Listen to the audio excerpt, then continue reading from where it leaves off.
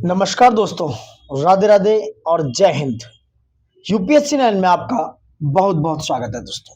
ये है आपकी मेंस की टेस्ट सीरीज। मेंस बोले तो आरओ एआरओ का मेंस का ये टेस्ट सीरीज है दोस्तों, जो हम आपके लिए करा रहे हैं। बहुत ही महत्वपूर्ण और इम्पोर्टेंट टेस्ट सीरीज है। ये टेस्ट नंबर 3 है। 2 टेस्ट हम करा चुके हैं। पहला टेस्ट जैसा कि आपको पता है, आप जाके प्लेलिस्ट में चेक कर सकते हो। बहुत ही ज़्यादा ऑब्जेक्टिव था, जनरल साइंस यानी कि जीके से रिलेटेड, जहां पर जनरल साइंस यानी कि साइंस के क्वेश्चन, हिस्ट्री, ज्योग्राफी वगैरह, world geography, polity and all, economy से रिलेटेड क्वेश्चंस थे। सेकंड नंबर जो टेस्ट हमने कराया है, आप उसको भी प्लेलिस्ट में चेक करिए। अभी आज वो लॉन्च हो जाएगा, जिस दिन मैं ये रिकॉर्ड कर रहा हूँ, मतलब ये आप तक पहुंच जाएगा एज सुन एज पॉसिबल। वो जनरल हिंदी का टेस्ट है जो हमने कराया है। उसमें गद्यांश से लेकर जितने भी प्रारूप आते हैं, जैसे आपको अधिशासी पत्र लिखना है, परिपत्र लिखना है, सर्कुलर लिखना है वगैरह वगैरह, नोटिफिकेशन, अधिसूचना वगैरह के बारे में डेफिनेशन है और उसके बारे में कैसे लिखना है, वो सारी चीजें हैं। उसके बाद हमने उसमें जो भी विलोम है या जो भी वर्ड आते हैं उनको भी कराया हुआ है, मुहावरे, लोकोक्तियां भी कराई हुए हैं। मतलब ओवरऑल 100 प्लस 60 मार्क्स का वो पेपर आता है, यानी कि 160 मार्क्स का जो पेपर आता है वो हमने आपको कंप्लीट करा दिया है। वो टेस्ट नंबर 2 है, बहुत ही महत्वपूर्ण है। एक्चुअल में मैं ये बिल्कुल भी नहीं कहूंगा कि यहां से आपको क्वेश्चन डायरेक्टली एग्जाम में आने वाले हैं, बट मैं ये जरूर कहूंगा कि भाई ये जो क्वेश्चन है ना, आपके मेंटल लेवल को अपग्रेड करने वाले हैं। जैसा आप सोचते हैं कि भाई कैसा पेपर आएगा, वो एज इट इज वैसा ही पेपर है जो आपको एग्जाम्स में डायरेक्टली देखने को मिलने वाला। तो आप अपने आप को थोड़ा सा रिलेट कर पाओगे और अपनी रिलेटेबिलिटी को बढ़ा पाओगे। मेरा कहने का मतलब इतना है। बाकी का आप समझदार हैं सब, जब मेंस लिख रहे हैं तो बहुत ज्यादा समझदार होंगे। और उसी सीरीज में हम टेस्ट नंबर 3 लेके आए। सबसे रिक्वेस्ट है, निवेदन है, बार बार वही करते आ रहे हैं, ये निवेदन ही करते हैं दोस्तों, आप लोगों से यही कर सकते हैं। प्यार है आपसे, इसलिए निवेदन करते हैं। तो लाइक शेयर सब्सक्राइब, शेयर बिल्कुल भी नहीं कर रहे हैं, वीडियो को उतना ज्यादा इंपोर्टेंस नहीं मिल रहा है जैसा मैं देख पा रहा हूँ, तो इतना तो आप कर सकते हैं। आई होप सो, मुझे आशा है कि आप सब करेंगे जरूर। चलिए, मुझे उम्मीद है, उम्मीद पे दुनिया कायम है दोस्तों। चलिए, थैंक यू फॉर उम्मीद, थैंक यू फॉर होप्स। अब यह है आपका टेस्ट नंबर 3। जीएस वर्ल्ड ने बनाए हुए बेहतरीन टेस्टों की ये सीरीज है, तो मिस मत करना। देखो, आरओ मेंस का टेस्ट सीरीज है 25 में, और ये टेस्ट नंबर 3 है। तो हम टेस्ट नंबर 3 करा रहे हैं। ये आपका ऑब्जेक्टिव साइज में, यानी कि जनरल साइंस जीके को लेकर है। जो जनरल साइंस के क्वेश्चन होते हैं उसकी चर्चा करेंगे। अप्रोक्स 120 क्वेश्चन हैं, 2 आवर्स मिलते हैं इसमें, और ये 120 मार्क्स का ही होता है। Got my point? चलो देख, 130 सॉरी, इसमें भी नेगेटिव मार्किंग है, उसका विशेष ध्यान रखना, क्योंकि नेगेटिव मार्किंग बहुत ज़्यादा महत्वपूर्ण रोल निभाती है दोस्तों। तो नेगेटिव मार्किंग का विशेष ध्यान रखा जाए, क्योंकि मेंस है, प्री नहीं है, जहां पर आप रिस्क लोगे। ज़्यादा रिस्क अच्छा नहीं है। एक्यूरेसी बहुत ज़्यादा जरूरी है इस एग्जाम्स के लिए। एक्यूरेसी तो देखो हर एग्जाम के लिए जरूरी है, मैं हमेशा से कहता रहा हूँ कि एक्यूरेसी और आपकी इफिशियंसी मैटर करती है कि आप कहाँ और किस लेवल पे जाने वाले हैं। ठीक है, तो ये जो टेस्ट नंबर 3 है दोस्तों, ये बाइलिंगुअल है, यानी कि आपको हिंदी और इंग्लिश दोनों में देखने को मिलेगा। तो आप देख सकते हैं हिंदी और इंग्लिश में, मैं आपको हिंदी में एक्सप्लेन करूंगा। एक्सप्लेन अगर इंग्लिश में चाहोगे वहां भी कर सकता हूँ, बट आप बराबर में इंग्लिश है तो देख सकते हैं। चलो, क्वेश्चन नंबर 1 है विज्ञान, यानी कि साइंस, यानी कि आपकी साइंस की जो भी शाखा है, ब्रांच है, बायोलॉजी, उससे क्वेश्चन है। क्या क्वेश्चन है?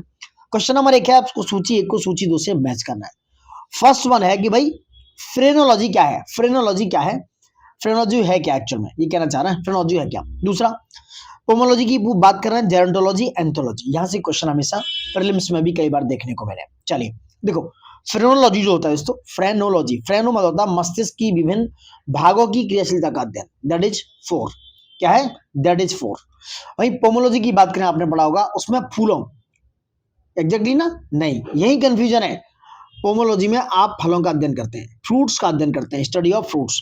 जेरोंटोलॉजी में मनुष्य में वृद्धावस्था का अध्ययन होता है, कि भाई जो मनुष्य की वृद्धावस्था में एक्चुअल में क्या क्या होता है, कैसी चीजें आती हैं।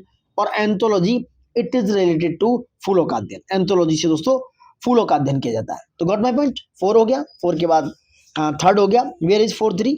तो ये आपका आंसर बी, क्योंकि इसी में 4 3 ए और बी के साथ रिलेट कर रहा है। तो 4 3 1 2 is your answer. So B is your answer दोस्तों। देखो, इस तरह की जो स्टडी आती है वहां सारी पढ़ लेना।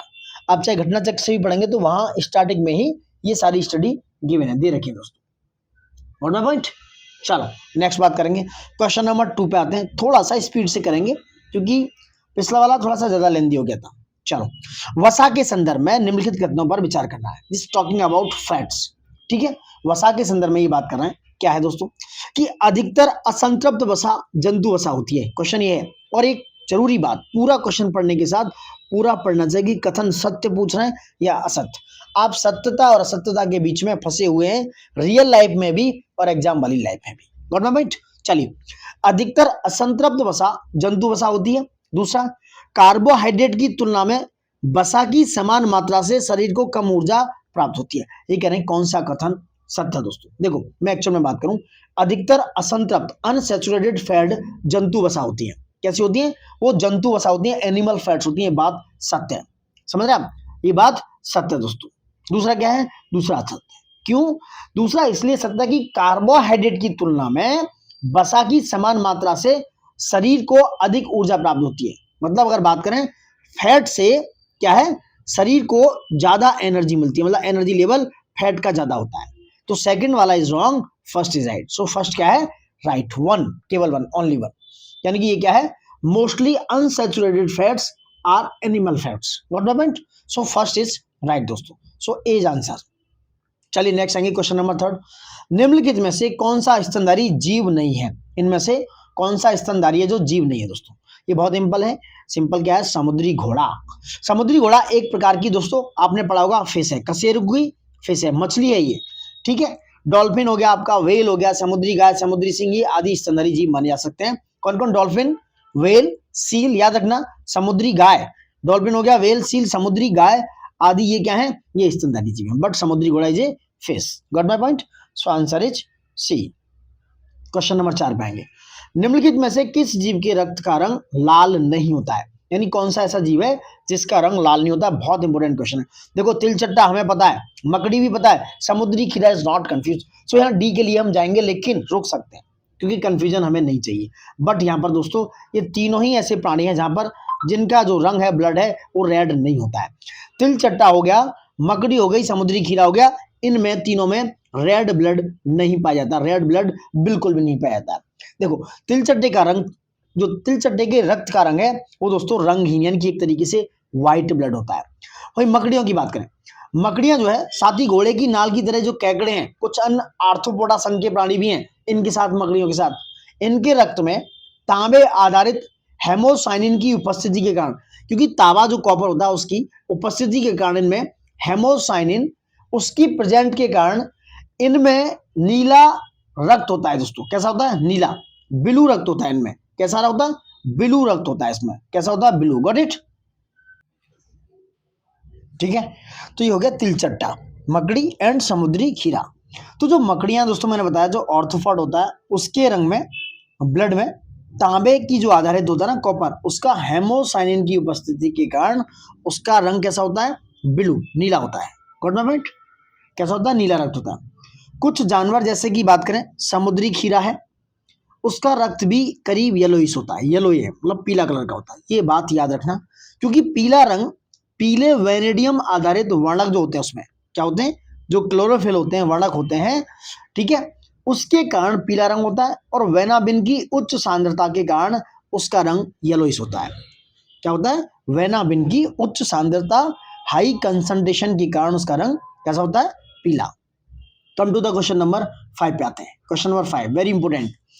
पित्त उत्पादन में, बाइल प्रोडक्शन में कमी से, देखो बाइल प्रोडक्शन में कमी से निम्नलिखित में से कौन सा रोग हो सकता है? बहुत इंपॉर्टेंट है। अगर बाइल प्रोडक्शन की डिफिशियंसी है, it can lead to which of the following disease? Got my point? तो आपकी बॉडी में अगर पित्त नहीं बन रहा है, बाइल प्रोडक्शन नहीं हो रहा है, तो आपको रतौंधी भी हो सकता है, रिकेट्स भी हो सकता है, रक्त के थक्के बनने का विकार, समझ रहे हैं, ब्लड क्लॉटिंग डिसऑर्डर भी हो सकता है आपको। सो डी इज आंसर, तीनों ही सही है। क्योंकि जो वसा का पाइसीकरण एमल्सिफिकेशन है, उसके लिए पित्त आवश्यक है। आप समझ रहे हैं मेरी बात?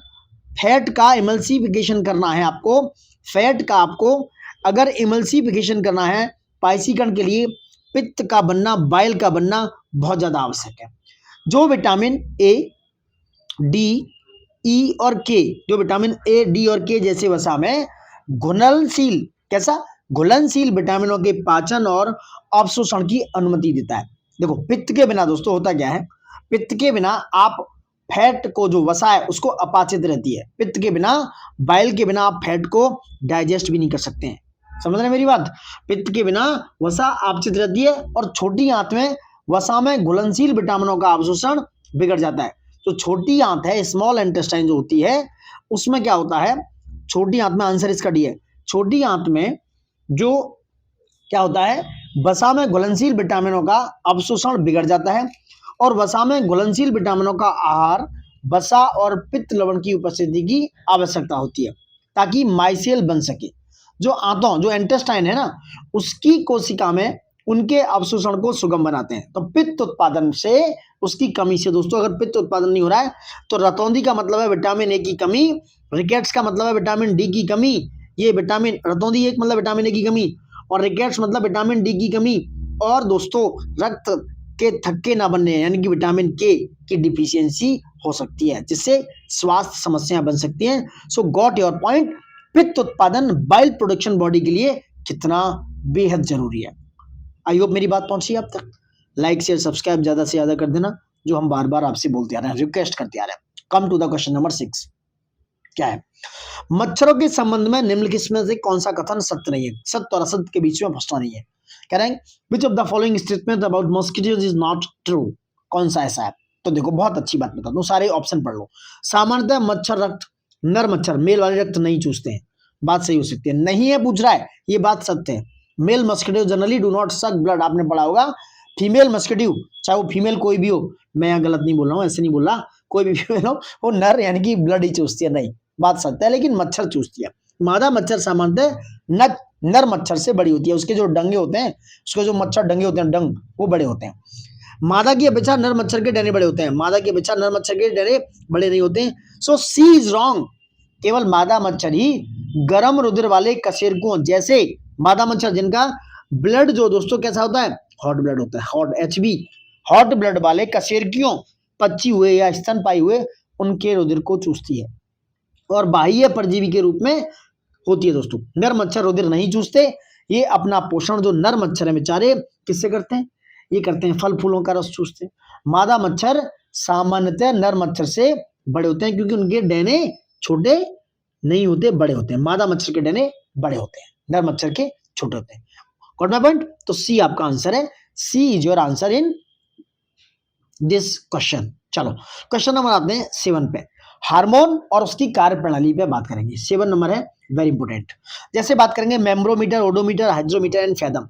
तो देखो व्हाट इज मेम्ब्रो, पहली बार सुना होगा ये मेम्ब्रोमीटर, मेम्ब्रोमीटर। दिस इज क्या है, देखो मेम्ब्रोमीटर जो होता है दोस्तों, ये गैस का दाब नापता है। गैस का दाब मापने के लिए, टू मेजर गैस प्रेशर, तो मेम्ब्रोमीटर गैस के दाब मापने के लिए यूज किया जाता है। ए पर 3 है, उनको रख लो, बाकी के एलिमिनेशन में डाल दो। Odometer, you know very well about the odometer, ये दूरी मापने के लिए इस्तेमाल किया जाता है। सेकंड आ गया, तो 3, 2, 1, 4, C is your answer, C is your answer. Got my point? And hygrometer, this is related to वायु की आर्द्रता। और फैथम, फैथम को दोस्तों समुद्र की गहराई मापने के लिए यूज किया जाता है। 3, 2, 1, 4 is your answer. Got my point? Come to the question number 8। Assertion और रीजन वाला क्वेश्चन है।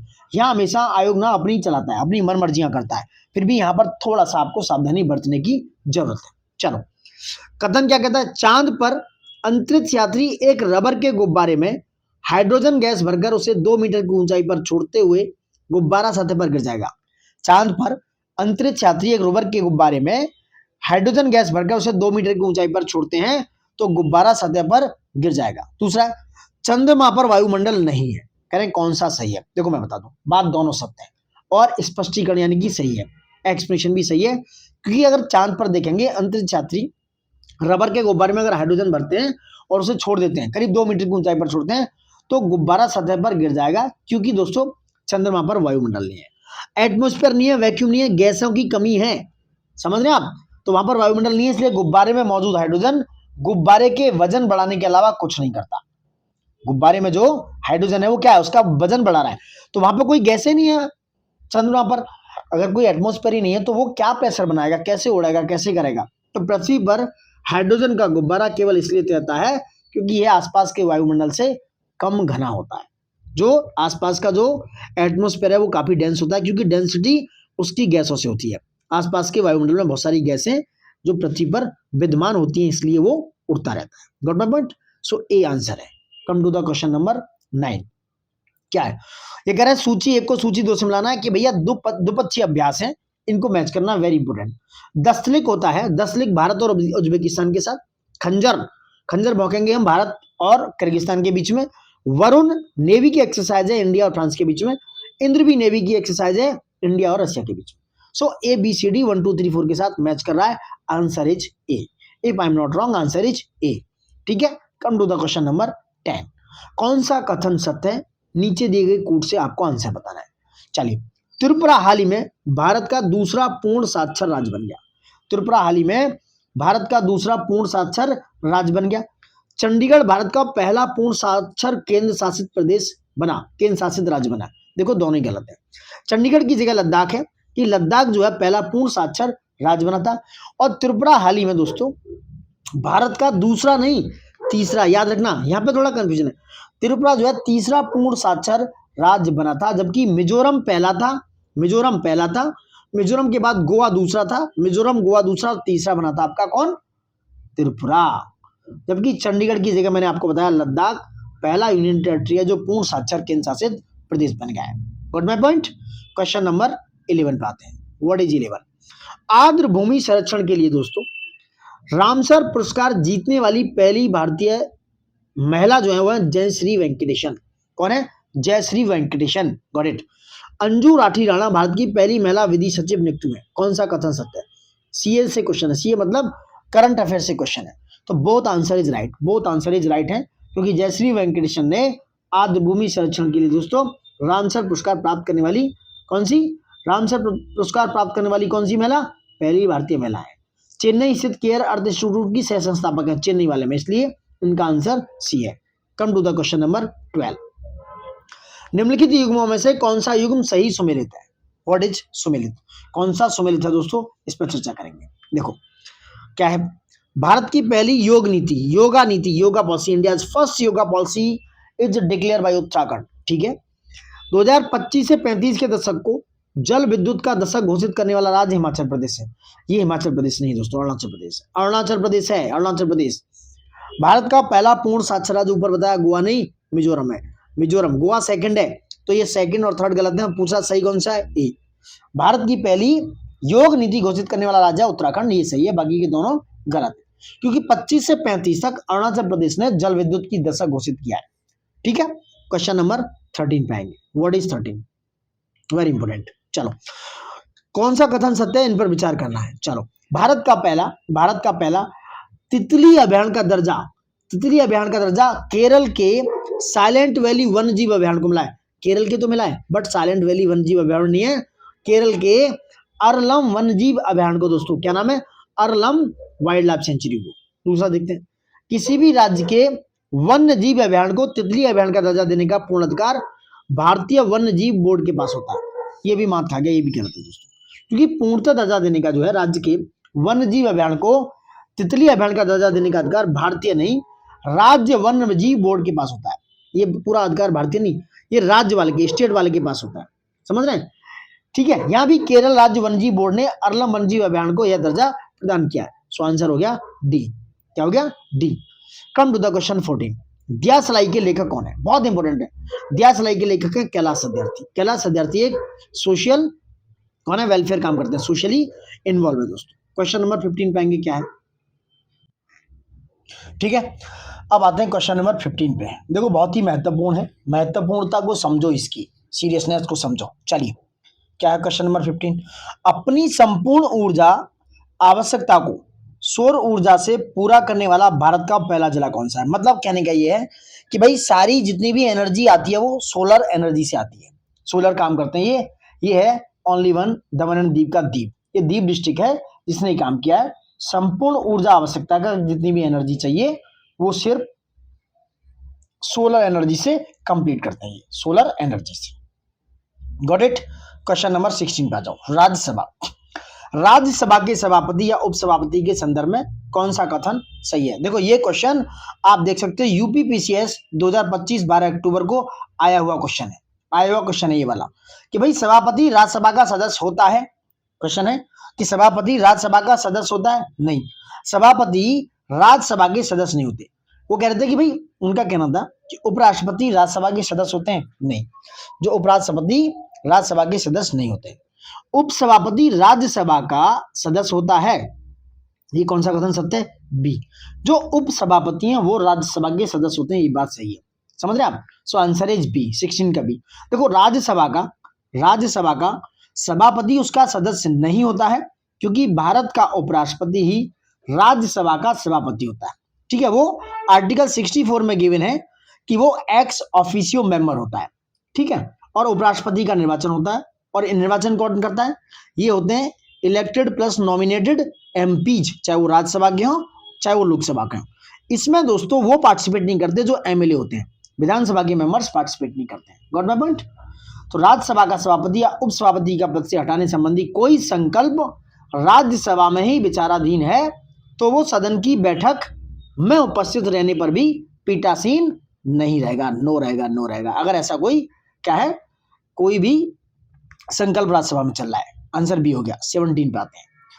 निम्नलिखित कथनों पर विचार करें, कौन सा कथन सत्य है, इस पर चर्चा करें। संसद में लंबित विधेयक सदनों के सत्रावसान के पश्चात व्यपगत हो जाते हैं। संसद में लंबित विधेयक सदनों के सत्रावसान के साथ, यानी कि जो प्रोरोगेशन ऑफ द हाउस होता है उसमें जो बिल पेंडिंग है वो लैप्स हो जाते हैं। संसद में विचाराधीन प्रस्ताव, संकल्प नोटिस या याचिका सदनों के सत्रावसान के पश्चात व्यपगत हो जाते हैं। करें कौन सा सही है? तो 17 का बी दोस्तों, पहला गलत है। क्यों गलत है? कि संसद में जो विचाराधीन प्रस्ताव है, संकल्प नोटिस है या याचिका है, ये सदनों के सत्रावसान के पश्चात व्यपगत हो जाते हैं। किंतु मामला ये है यहाँ पर, किंतु दोस्तों ये जो मामला है, संसद में लंबित विधेयक पर सत्रावसान के पश्चात कोई प्रभाव नहीं पड़ता है। जो लंबित विधेयक हैं जो हैं वो व्यपगत नहीं होते, उन पर कोई भी प्रॉब्लम नहीं आती है। वो लंबित तो है ही है ना, पेंडिंग में है भाई, उन पर क्या फर्क पड़ेगा? वो कौन सा उन पर कुछ सॉल्यूशन निकालना है, उन पर कौन सा उन्हें एक्ट बनाना है। वहीं संसद में लंबित विधेयक, विचाराधीन प्रस्ताव, संकल्प नोटिस या याचिका पर सदनों के स्थगन का कोई प्रभाव नहीं पड़ता। वहीं ब्रिटेन में, जो यूके है वहां पे याद रखो, ब्रिटेन में सदनों के सत्रावसान के कारण विधेयक या अन्य लंबित कार्य भी वो क्या हो जाते हैं? लैप्स हो जाते हैं, वो समाप्त हो जाते हैं। वहां पर ब्रिटेन में मामला ऐसा है कि वहां पर वो लैप्स हो जाते हैं। सो यहाँ आंसर बी है, सेकंड सही है। क्वेश्चन नंबर 18 पे आते हैं। What is 18? संसद में भाषा के संदर्भ में निम्नलिखित कथनों पर विचार करें। क्या है दोस्तों? भारत के संविधान में अनुसूची 8 में शामिल किसी भी भाषा को सदन की कार्रवाई की भाषा घोषित किया गया। देखो यह मामला गलत है, क्योंकि संविधान में जो बंद है वो संघ की राजभाषा हिंदी और जो लिपि है वो देवनागरी होगी, तो फर्स्ट गलत है। राजभाषा अधिनियम जो 1963 है उसका भी याद रहे, यहाँ जिक्र करते हैं। राजभाषा अधिनियम 1963 में उपबंध है कि सदन की कार्रवाई इंग्लिश या हिंदी में ही होगी। याद रखना, किसमें? सदन की कार्रवाई इंग्लिश या हिंदी में होगी। राजभाषा अधिनियम 1963 क्या कहता है कि हिंदी के साथ अंग्रेजी की निरंतरता की अनुमति देता है, और संसद में जो पीठासीन अधिकारी किसी सदस्य को अपनी मातृभाषा में बोलने का अधिकार दे सकता है, ये कथन बिल्कुल सत्य है। So B is right, second is right, B is right दोस्तों। 18 का बी आंसर है दोस्तों, 18 का क्या है? बी आंसर है इसमें। Got my point? Question number 19 पे आते हैं। क्या है? संसदीय कार्रवाई शून्यकाल 0 आवर के संदर्भ में निम्नलिखित कथनों पर विचार कीजिए। क्या है? शून्यकाल का उल्लेख संविधान में नहीं है। दूसरा, इसकी अवधि दोपहर 2 बजे से 3 बजे तक होती है। तीसरा, संसदीय प्रक्रिया में इसका उल्लेख किया गया है। किसमें? संसदीय प्रक्रिया में इसका उल्लेख किया गया है। पूछना है कौन सा सत्य है दोस्तों? तो मैं बात कहूं, केवल एक सत्य है, केवल एक सत्य है, बाकी के दोनों सत्य है। क्योंकि संविधान जो शून्यकाल है उसका उल्लेख संविधान में नहीं है, ये बात सत्य है, बाकी का दोनों सत्य है। देखो शून्यकाल जो है भारतीय संसदीय व्यवस्था की ही देन है। शून्यकाल को कौन? ये इंडिया की जो व्यवस्था है, पार्लियामेंट्री सिस्टम है, उसी की देन है, ना कि ब्रिटिश संसदीय व्यवस्था की। इसका जन्म भारत में हुआ है, तो ये पहली बार 1962 में, 1962 याद रखना, 1962 से भारत में प्रश्नकाल जारी है। इसकी अवधि 1 घंटे की होती है, और इसका जो समय है दोस्तों, वो प्रश्नकाल के जो क्वेश्चन आवर है उसके तुरंत बाद, प्रश्न आवर के तुरंत बाद शून्यकाल प्रारंभ होता है 12 बजे से 1 बजे तक, 12 बजे से 1 बजे तक दोपहर में। शून्यकाल का संसदीय प्रक्रिया में कहीं भी उल्लेख नहीं है, और ये बात सत्य है। समझ रहे हैं? और प्रश्नकाल और सभा पटल पर पत्र रखे जाने के तत्काल पश्चात ये जो अवधि क्या है, इसका उल्लेख बिल्कुल नहीं है, तो सेकंड थर्ड सब गलत होगी, तो आंसर 1 इज राइट। 20 पे आते हैं, व्हाट इज 20 क्या है? निंदा प्रस्ताव के संदर्भ में विचार करना है। इसे केवल संपूर्ण मंत्रिपरिषद के विरुद्ध ही लाया जा सकता है। इसे पारित होने पर मंत्रिपरिषद का त्यागपत्र देना अनिवार्य है। कौन सा कथन सत्य है? देखो, निंदा प्रस्ताव संसदीय कार्यवाही का ही एक साधन है दोस्तों। यह किसी एक मंत्री या मंत्रियों के समूह या संपूर्ण मंत्रिपरिषद के विरुद्ध लाया जा सकता है। कह रहे हैं कौन सा कथन सत्य है, तो केवल वाला मामला आ गया, ये तो पहला गलत हो गया। दूसरी चीज समझो, इसे पारित होने पर मंत्रिपरिषद को त्यागपत्र नहीं देना पड़ता, क्योंकि निंदा प्रस्ताव है। सो डी इज राइट आंसर, क्योंकि ये एक तरीके की आलोचना होती है नीतियों और कार्यों की, तो नीति और कार्यों की आलोचना का मामला है, तो मंत्रिपरिषद को कोई भी त्यागपत्र देना नहीं पड़ता। ये गलत हो गया, ना एक ना दो, नीदर 1 और 2 आंसर इसका। 21 पे आते हैं। निम्नलिखित को कालक्रम के हिसाब से व्यवस्थित करना है। क्या है दोस्तों? कालक्रम के हिसाब से, तो देखो, पंजाब राज्य से हरियाणा राज्य का गठन किया गया जब पंजाब में से हरियाणा बनाया गया दोस्तों, ये मामला था 1966। 1966 में ये बनाया गया। हिमाचल प्रदेश को पूर्ण राज्य का दर्जा मिला तब। देखो, हिमाचल प्रदेश को अगर हम बात करें दोस्तों, बहुत सिंपल है, 1971 में पूर्ण राज्य का दर्जा 1971 में, ठीक है। तीसरा, महाराष्ट्र एवं गुजरात राज्य का गठन। देखो, महाराष्ट्र एवं गुजरात राज्य का गठन हुआ 1960 में, 1960 का मामला है, समझ रहे हैं। महाराष्ट्र को बंबई पुनर्गठन अधिनियम के तहत 1960 में। आंसर क्या हो गया इसका? 312। 3 मतलब ये पहले 1960 में, उसके बाद 166 में, और हिमाचल लास्ट में, यानी कि 71 में। समझ रहे हैं आप? ये बात कंप्लीट हो चुकी है। यहाँ पर 21 पे आ जाते हैं, सॉरी 22 पे। क्या है 22 आपका? चलो, निम्नलिखित कथनों पर विचार कीजिए, कौन सा कथन सत्य है, इस बात पर चर्चा कीजिए। चलो, भारत की शासन प्रणाली संसदीय एवं अध्यक्षीय शासन प्रणाली का समन्वय। The system of governance in India is coordination of parliamentary और प्रेसिडेंशियल गवर्नेंस। नहीं भाई, ये गलत है। हमारे यहाँ सिर्फ पार्लियामेंट्री गवर्नेंस है, सो फर्स्ट इज रॉन्ग। अध्यक्षीय शासन प्रणाली का आधारभूत तत्व संविधान की कठोरता है, ये मामला भी यहाँ पर मात खा गया, क्योंकि अध्यक्षात्मक शासन प्रणाली अमेरिका से अपनाई गई है। इसका जो आधारभूत तत्व है एकल कार्यपाल का, क्या है? एकल कार्यपाल का है, ना कि इसका आधारभूत संविधान की कठोरता। तो second is also wrong, neither 1 not 2, so D is answer दोस्तों, डी इज आंसर। क्योंकि संसदीय शासन प्रणाली ही हमारे यहाँ काम करती है, जो सामूहिक कलेक्टिव रिस्पॉन्सिबिलिटी के सिद्धांत पर काम करती है, ठीक है, कलेक्टिव रिस्पॉन्सिबिलिटी। चलो, क्वेश्चन नंबर 23। निम्नलिखित में से किसकी नियुक्ति भारत के राष्ट्रपति द्वारा की जाती है? नियुक्तियां, अपॉइंटमेंट की बात हो रही है, वर्ड्स पकड़ना जरूरी है।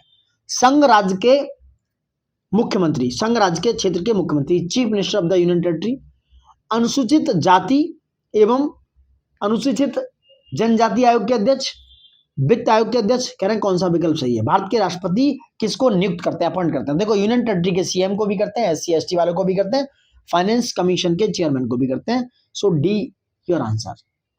संविधान का आर्टिकल दोस्तों मैं बता दूं एक बार, 239A का 5 उपबंध है, सब क्लॉज 5 है, वो बात करता है कि यूनियन टेरिटरी लाइक दिल्ली के सीएम की नियुक्ति प्रेसिडेंट साहब करेंगे, ये बात भूलना मत। और अन्य मंत्रियों की नियुक्ति भी मुख्यमंत्री साहब की सलाह पर प्रेसिडेंट साहब भी करेंगे, जो उनको अपनी कैबिनेट बनानी है। सेम आर्टिकल 280 में वित्त आयोग है, और ये 338 एक ही बात है, जिसमें उपबंध है NC SC ST के लिए। सो आंसर क्या है? डी 24 पे आएंगे। What is 24? इंपोर्टेंट है, बहुत इंपोर्टेंट है। चलो, बात करने वाले हैं क्या है। राष्ट्रपति चुनाव में कोई उम्मीदवार कुल डाले गए वोटों का 1/10 भाग प्राप्त नहीं कर पाता है, तो उसकी जमानत राशि जब्त हो जाती है, उसकी जमानत राशि जब्त हो जाती है, ऐसा ये कह रहे हैं। दूसरा है, राष्ट्रपति के प्रत्येक उम्मीदवार को एक निश्चित राशि RBI यानी कि भारतीय रिजर्व बैंक में जमानत राशि के रूप में जमा करनी होती है।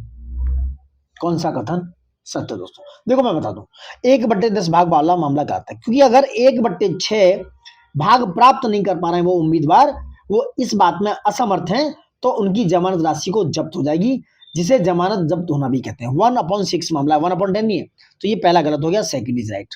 ये 1/6 है, ये बात याद रखी जाए, आंसर इज सेकंड है दोस्तों। अब मैं ये भी बता दूं कि भाई RBI में जमानत के तौर पर वर्तमान समय में 15,000 रुपए रखने पड़ते हैं, समझ रहे हैं? प्रत्येक उम्मीदवार को RBI में 15,000 रुपए रखने पड़ते हैं।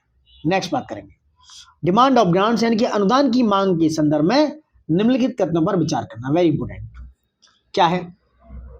लोकसभा में अनुदान की मांग पर चर्चा एवं मतदान होता है, सही है। राज्यसभा में अनुदान की मांग पर ना तो चर्चा होती है और ना ही मतदान होता है। कौन सा कथन सत्य है? देखो ये सत्य पूछना, पहला सत्य है, सेकंड गलत है। ए इज राइट आंसर। देखो संविधान का आर्टिकल 113 क्या बात कहता है कि अनुदान की मांग के संबंध में चर्चा होनी चाहिए, और अनुदान की मांग पर चर्चा राज्यसभा में भी की जाती है। क्यों भाई? राज्यसभा क्या अलग है?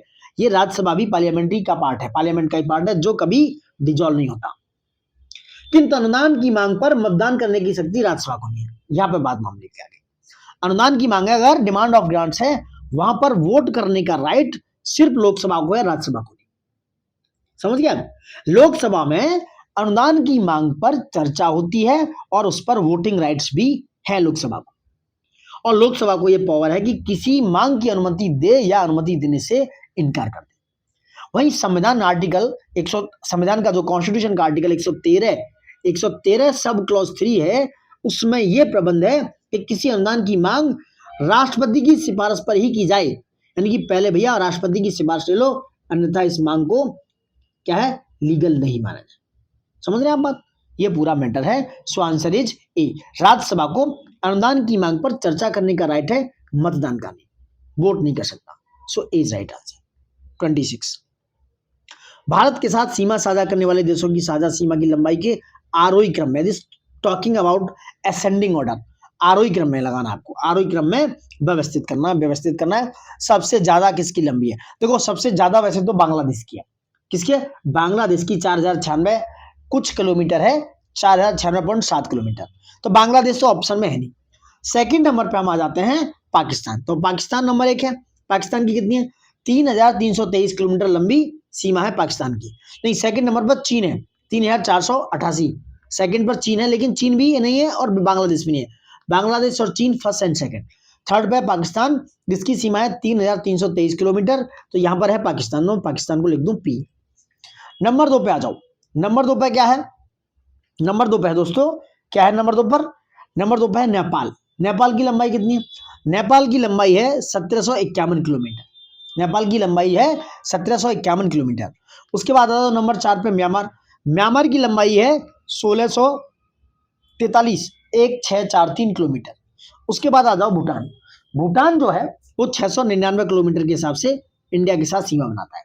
तो पहले इसमें पाकिस्तान, नेपाल और म्यांमार और भूटान 1 2 3 पे, लेकिन अगर इसी में बांग्लादेश और चाइना होता, पहले बांग्लादेश और चाइना की स्थिति नंबर 1 और नंबर 2 पर बनी होती। Got my point? ये आंसर आपका हो गया बी। 26 का आंसर बी है। गॉट। नेक्स्ट बात करते हैं 27, निम्नलिखित में से कौन सा राज्य पूर्णतः हिमालयी क्षेत्रों के अंतर्गत आता है? कह रहा है completely under the Himalaya regions. कौन सा ऐसे पार्ट है, कौन से जो हिमालयी क्षेत्र के अंतर्गत है? सही उत्तर चुनना है। जम्मू कश्मीर, हिमाचल प्रदेश, उत्तराखंड, तीनों आने चाहिए? नहीं, उत्तराखंड इसमें जो है पूर्णतः हिमालयी क्षेत्र के अंतर्गत नहीं आता है। जो मैं हिमालयी क्षेत्र के अंतर्गत आते हैं मैं उनकी बात कर लेता हूं। वो है जम्मू कश्मीर, हिमाचल प्रदेश, सिक्किम, अरुणाचल प्रदेश, पूर्णतः हिमालयी क्षेत्र के अंतर्गत आते हैं। जबकि उत्तराखंड का कुछ भाग हिमालय क्षेत्र के अंतर्गत आता है, तो कुछ भाग उत्तरी मैदान में भी आपको देखने को मिलता है, नॉर्थ प्लेन में भी देखने को मिल जाता है उत्तराखंड का क्षेत्र। इसको एलिमिनेट कर दो, आंसर इज 1 2। वही मामला यहाँ होता है जम्मू, हिमाचल और सिक्किम, अरुणाचल, ये पूर्णतः हिमालय क्षेत्र के अंतर्गत आते हैं। थोड़ा सा मैपिंग वाले एरिया पर दिमाग लगाने की नीड है। क्वेश्चन नंबर 28, प्रायद्वीपीय पठार के संदर्भ में चर्चा करेंगे। क्या है? यहाँ प्री कैम्ब्रियन काल से लेकर क्वाटरनरी काल की चट्टानें पाई जाती हैं। यहाँ प्री कैम्ब्रियन काल से लेकर क्वाटरनरी काल की चट्टानें पाई जाती हैं दोस्तों। भारत का यह भाग ब्लॉक भ्रंशन से, India is affected by block faulting and the rocks from the Precambrian period to the Quaternary period are found here, which is correct, so both are correct दोस्तों, both are correct। देखो प्रायद्वीपीय पठार, जिस peninsula की जिसकी बात कर रहे हैं, पेनिनसुलर प्लेट्यू, इसमें प्री कैम्ब्रियन काल से लेकर दोस्तों क्वाटरनरी काल की रॉक्स पाई जाती है। यहाँ पर विभिन्न प्रकार की वर्टिकल हलचल, जैसे ब्लॉक होना, भ्रंश में फॉल्ट आ जाना, जैसे ऐसे करके रॉक्स आ जाती हैं, इस तरीके से हो जाना। जैसे आपने देखा नर्मदा नदी की रिफ्ट वैली घाटी है, रिफ्ट वैली है, उस घाटी में अरावली की पहाड़ियां हैं, वहां पर भी रिफ्ट बने हुए हैं। तो इस तरह के अरावली जैसे रेसिडुअल माउंटेन से बना हुआ है। और पूर्वी भारत में बात करेंगे, जैसे आप जाएंगे, मैं एक मिनट इंडिया का मैप बना देता हूं भाइयों, ऐसे करके जाएंगे ना, ये थोड़ा सा यहाँ, तो यहाँ पर एक ये बना हुआ मेघालय, यहाँ मालदा गैप है, मालदा फॉल्ट इसके समान ब्लॉक ब्रेंच से, यहाँ पे ब्लॉक फॉल्ट है ये मालदा फॉल्ट, जो कि ये पेनिनसुला इंडिया को यहाँ से अलग करता है थोड़ा सा मालदा गैप के द्वारा। तो इस तरह की चीजें क्या है भारत में पाई जाती है। आंसर इज क्या है C is right answer regarding the 1 and 2 both are right. Question number 29 में क्या है, इन चट्टानों का निर्माण तप्त मैग्मा के ठंडा होने के फलस्वरूप हुआ। अत्यधिक रूपांतरण के कारण इनका मौलिक रूप नष्ट हो चुका है। ये जीवाश्म रहते हैं, इनमें जीवाश्म नहीं है, साथ ही ये चट्टानें पूर्ण रूप से रवेदार है। उपर्युक्त विशेषताएं निम्नलिखित में से किस चट्टान का वर्णन करती हैं? तो यह भैया आर्कियन चट्टान, बहुत इंपोर्टेंट है। आर्कियन क्रम की चट्टान का निर्माण, जो तप्त मैग्मा निकला नीचे से, जो मैग्मा ऊपर आया पृथ्वी पर, उसके ठंडा होने के पास उसके बाद में आर्कियन क्रम की चट्टानें बनी, और यह प्राचीनतम मूलभूत बेस चट्टान थी, आधारभूत चट्टान थी। अत्यधिक रूपांतरण हुआ इनका, ट्रांसफॉर्मेशन के कारण इनका मौलिक रूप क्या हो गया, बहुत ही बुरी तरीके से नष्ट हो गया। यहाँ पर जीवाश्म भी यानी कि जो फॉसिल्स हैं वो भी नहीं पाए जाते दोस्तों। साथ ही ये चट्टान पूर्ण रूप से रवेदार, अत्याधुनिक आकुंचित भ्रंशित नीच वाशिष्ट स्टीन की प्रमुख चट्टान बन गई। नीच वाशिष्ट आर्कियन क्रम की चट्टानों में ही पाए जाते हैं। सो आंसर इज ए। 30 बात है, निम्नलिखित में से कौन सा सही सुमेलित है? कुछ पास यानी कि दर्रे और उनकी अवस्थिति। देखो जलपला सिक्किम में, सो फर्स्ट इज रॉन्ग, सही उत्तर का चयन करना है। पीर पंजाल ये भैया जम्मू कश्मीर में, नॉट हिमाचल प्रदेश। तुजू दर्रा दिस ऑल्सो इज मुड़ीपर। So answer is B, answer is B. Question number 31, Majuli जो आइलैंड है यह भारत की प्रमुख नदी द्वीप है, यह भारत की पहला द्वीपीय जिला भी है। निम्नलिखित में से किस नदी के मध्य में माजुली स्थित है? दोस्तों बहुत सिंपल है, यह ब्रह्मपुत्र नदी के बीच में स्थित है। देखो माजुली या माजुली असम के ब्रह्मपुत्र नदी के मध्य में बसा एक बड़ा नदी द्वीप है। कैसा है? River island. माजुली को विश्व का सबसे बड़ा रिवर आइलैंड के रूप में दर्शाया जाता है। कितना बड़ा ये है करीब 19,000, याद रखना 19,000 स्क्वायर किलोमीटर में, 19,000 वर्ग किलोमीटर में फैला हुआ है। बात करेंगे 32, कोलेरू झील के बारे में निम्नलिखित में से कौन सा सही नहीं है? यहाँ फंसना नहीं है, नहीं और सही नहीं में यहाँ फंस जाते हैं भाई। तो यह उड़ीसा में स्थित है, यही सही नहीं है। यह ताजे पानी की झील है, कोलेरू झील ताजे पानी की झील है, याद रखना। कृष्णा, ये कृष्ण नहीं है, कृष्णा और गोदावरी नदियों से जुड़ा हुआ है, और इसका सतही क्षेत्रफल 245 वर्ग किलोमीटर। तो 245 वर्ग किलोमीटर, ये सब सत्य है, ये उड़ीसा में नहीं। कोलेरू झील दोस्तों आंध्र प्रदेश में स्थित है, और कोलेरू झील की स्थिति गोदावरी नदी और कृष्णा नदी के डेल्टा के बीच में है। यह बड़ी ताजे पानी फ्रेश वाटर झील है, और सर्दियों के समय यहाँ पर साइबेरिया से पक्षी यहाँ पर आते हैं सर्दियों के समय इस कोलेरू झील में। Got my point? तो आपका आंसर हो गया बी। तो कहां पर है? आंध्र प्रदेश में। 33 पे आओ, निम्नलिखित में से कौन सा सही सुमेलित है? चिल्का झील उड़ीसा में है, वेमनाथ केरल में है, परिचू झील बहुत इंपोर्टेंट है। परिचू झील कहां पर है दोस्तों? ये तिब्बत में, यही सही है, ये याद रखना, परिचू याद रखना, जल्दी और नया है। परिचू झील तिब्बत में है, लोनार कहां पर है? महाराष्ट्र में। So answer is C, answer is C. Question number आ जाओ 34 पे, वेरी इंपोर्टेंट। निम्नलिखित युग्मों में से कौन सा युग्म गलत है? कौन सा युग्म गलत है? गलत पूछ रहे हैं। देखो ग्लेशियर संरक्षण दिवस 21 मार्च को, देखो 21 मार्च को ग्लेशियर संरक्षण दिवस 21 मार्च को मनाया जाता है, क्योंकि 2025 को ग्लेशियर संरक्षण का अंतर्राष्ट्रीय वर्ष भी घोषित किया गया है।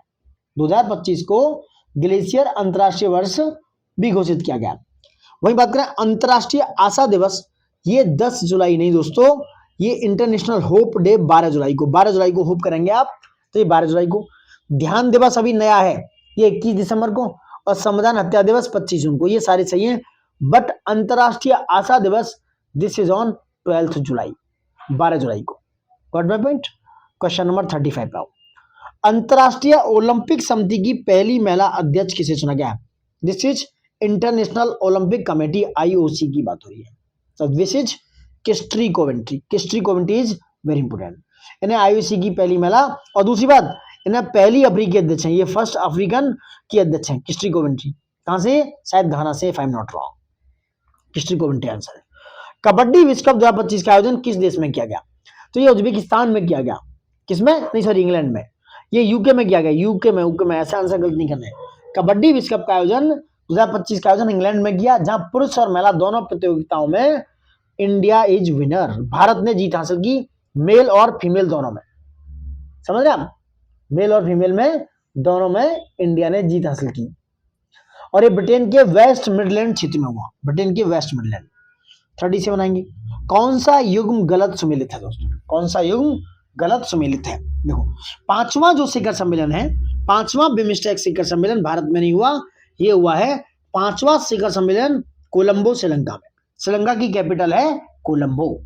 वही छठा बिमस्टेक शिखर सम्मेलन थाईलैंड में हुआ, सातवां बिमस्टेक शिखर सम्मेलन, सातवां बिमस्टेक शिखर सम्मेलन बांग्लादेश की राजधानी ढाका में आयोजित किया जाएगा इन फ्यूचर में। सो आंसर इज ए।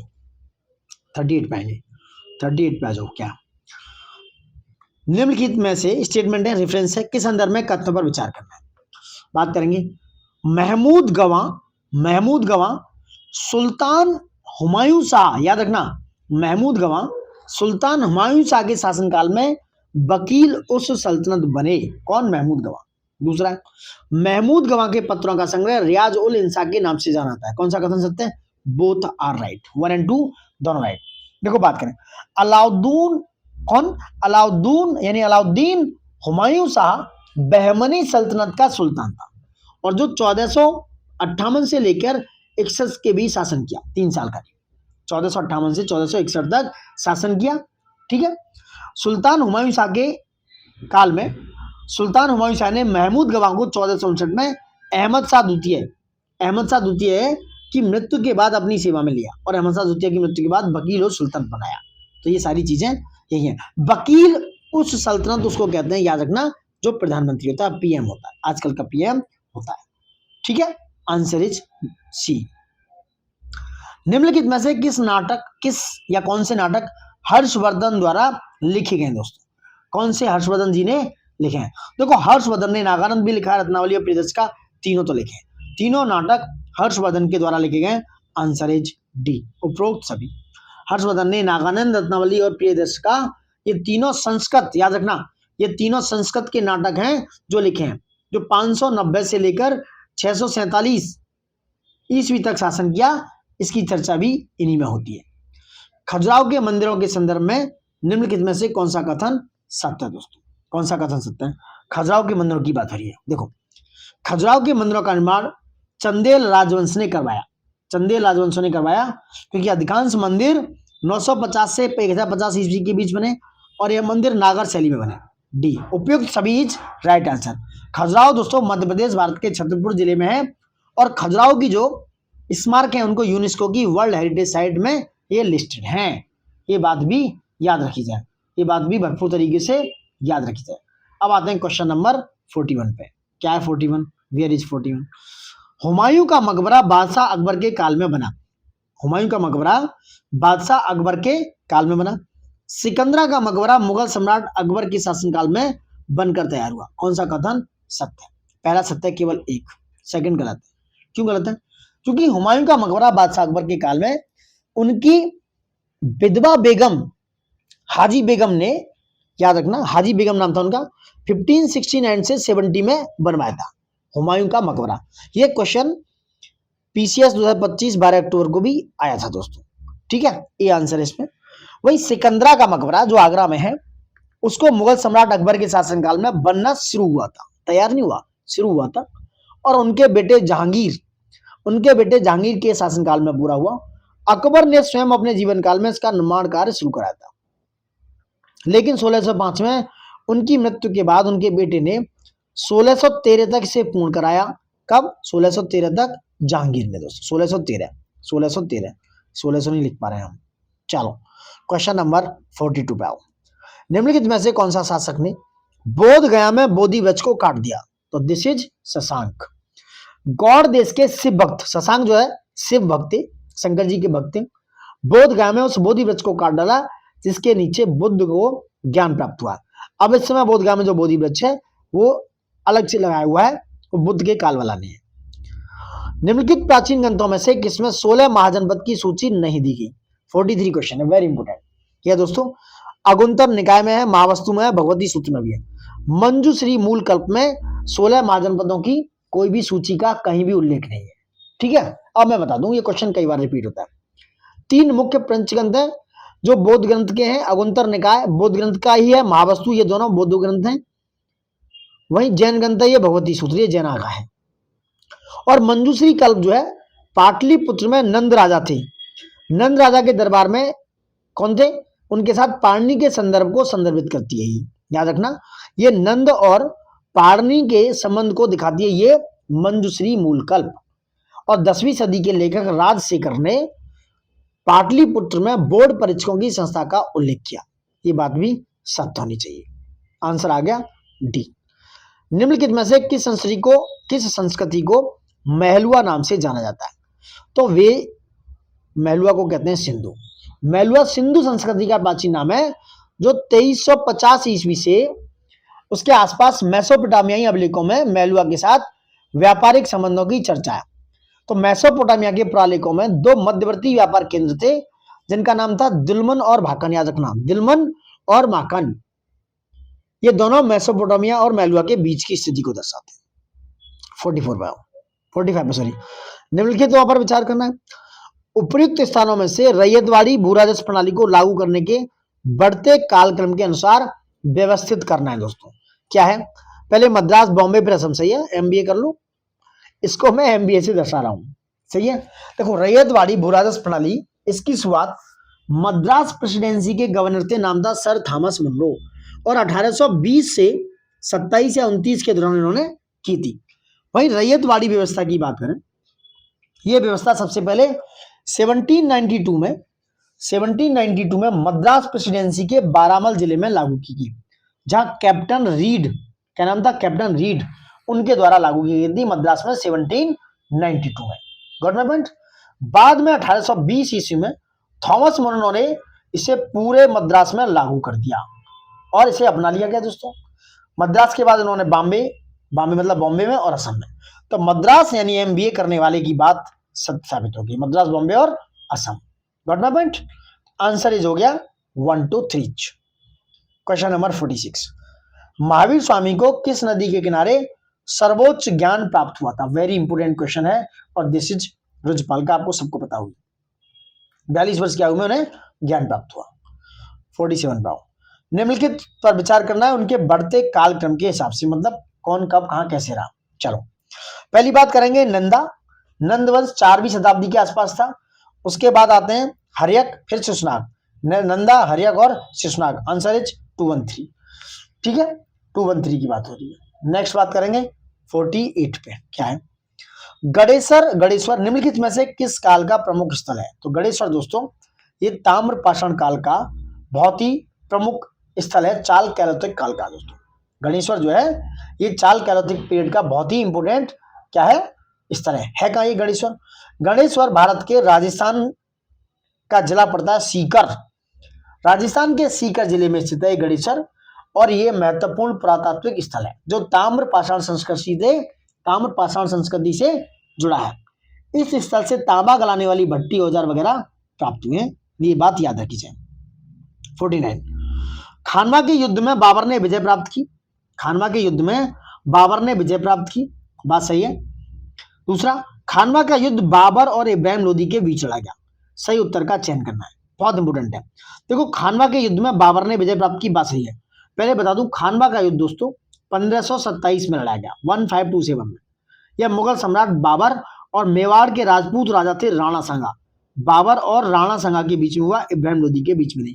तो ए सही है और आर गलत है, समझ रहे हैं आप? तो यहाँ पर बाबर ने राणा सांगा को पराजित कर दिया। और राजस्थान के भरतपुर के पास, ये कहां पर है, राजस्थान के भरतपुर के पास खानवा गांव में लड़ा गया। वहीं पानीपत का प्रथम युद्ध आपको पता होगा 1526 में, जो बाबर और पानीपत का प्रथम युद्ध, जिसे मैं ऐसे यहाँ P1 पानीपत प्रथम, ये बाबर और 1526 में बाबर और इब्राहिम लोदी के बीच में 1526 में ये युद्ध हुआ था। समझ रहे हैं आप? आंसर यहां पर था सी। 50 पे आ जाओ। 50 पे क्या है, निम्नलिखित पर विचार कीजिए। उपयुक्त सिख गुरुओं को उनके बढ़ते कालक्रम के अनुसार व्यवस्थित करना है। दोस्तों क्या है, देखो मैं बता दूं, यहीं पे बता देता हूं क्या है। गुरु हरगोविंद थे, ये छठे सिख गुरु थे। गुरु हर राय 7वें, गुरु हरकिशन 8वें और गुरु तेग बहादुर 9वें। सो 1 2 3 4। काली क्रांति, ब्लैक रिवॉल्यूशन के निम्नलिखित में से किससे संबंध है? तो black revolution is related to petroleum and कच्चे तेल। काली क्रांति इससे रिलेटेड है दोस्तों, ठीक है। नेक्स्ट बात करेंगे, ग्रामीण अवसंरचना विकास कोष, रूरल इंफ्रास्ट्रक्चर डेवलपमेंट फंड के तहत किसे बनाया गया? RIDF के तहत किसको बनाया गया दोस्तों? नाबार्ड। किसको बनाया गया? नाबार्ड को बनाया गया दोस्तों RIDF के तहत। ये राष्ट्रीय और कृषि ग्रामीण विकास बैंक है। वही बात करते हैं नेक्स्ट, स्वर्ण जयंती ग्राम स्वरोजगार, स्वर्ण जयंती ग्राम स्वरोजगार योजना कब शुरू की गई थी? ये शुरू की गई थी 1 अप्रैल 1999 में। 1 अप्रैल 1999 में स्वर्ण जयंती ग्राम स्वरोजगार योजना शुरू की गई थी। इसका उद्देश्य सेल्फ हेल्प ग्रुप की स्थापना के माध्यम से ग्रामीणों को स्वरोजगार प्रदान करना था। 54 में आता है। ये आगे इकोनॉमी पे है। भारत में CRR तथा सामंदिक अनुपात, ऐसे बोलते हैं SLR, स्टैट्यूटरी लिक्विडिटी रेशियो, वाणिज्यिक बैंकों द्वारा स्वयं निर्धारित किए जाते हैं। वाणिज्यिक बैंकें स्वयं निर्धारित नहीं कर सकती, इसे RBI के द्वारा जारी मतलब निर्धारित किया जाता है। सो फर्स्ट रॉन्ग है, ठीक है। कौन सा कथन सत्य, ये पूछ रहे हैं। CRR को बढ़ाया जाता है जब CRR को बढ़ाया जाता है तब वह आवश्यक नहीं कि वाणिज्य बैंकों का साख सृजन क्षमता में कमी हो। कथन सत्य कौन सा है? केवल दो वाला सही। देखो, CRR तथा SLR का बढ़ाने का काम, निर्धारित करने का काम RBI क्या है?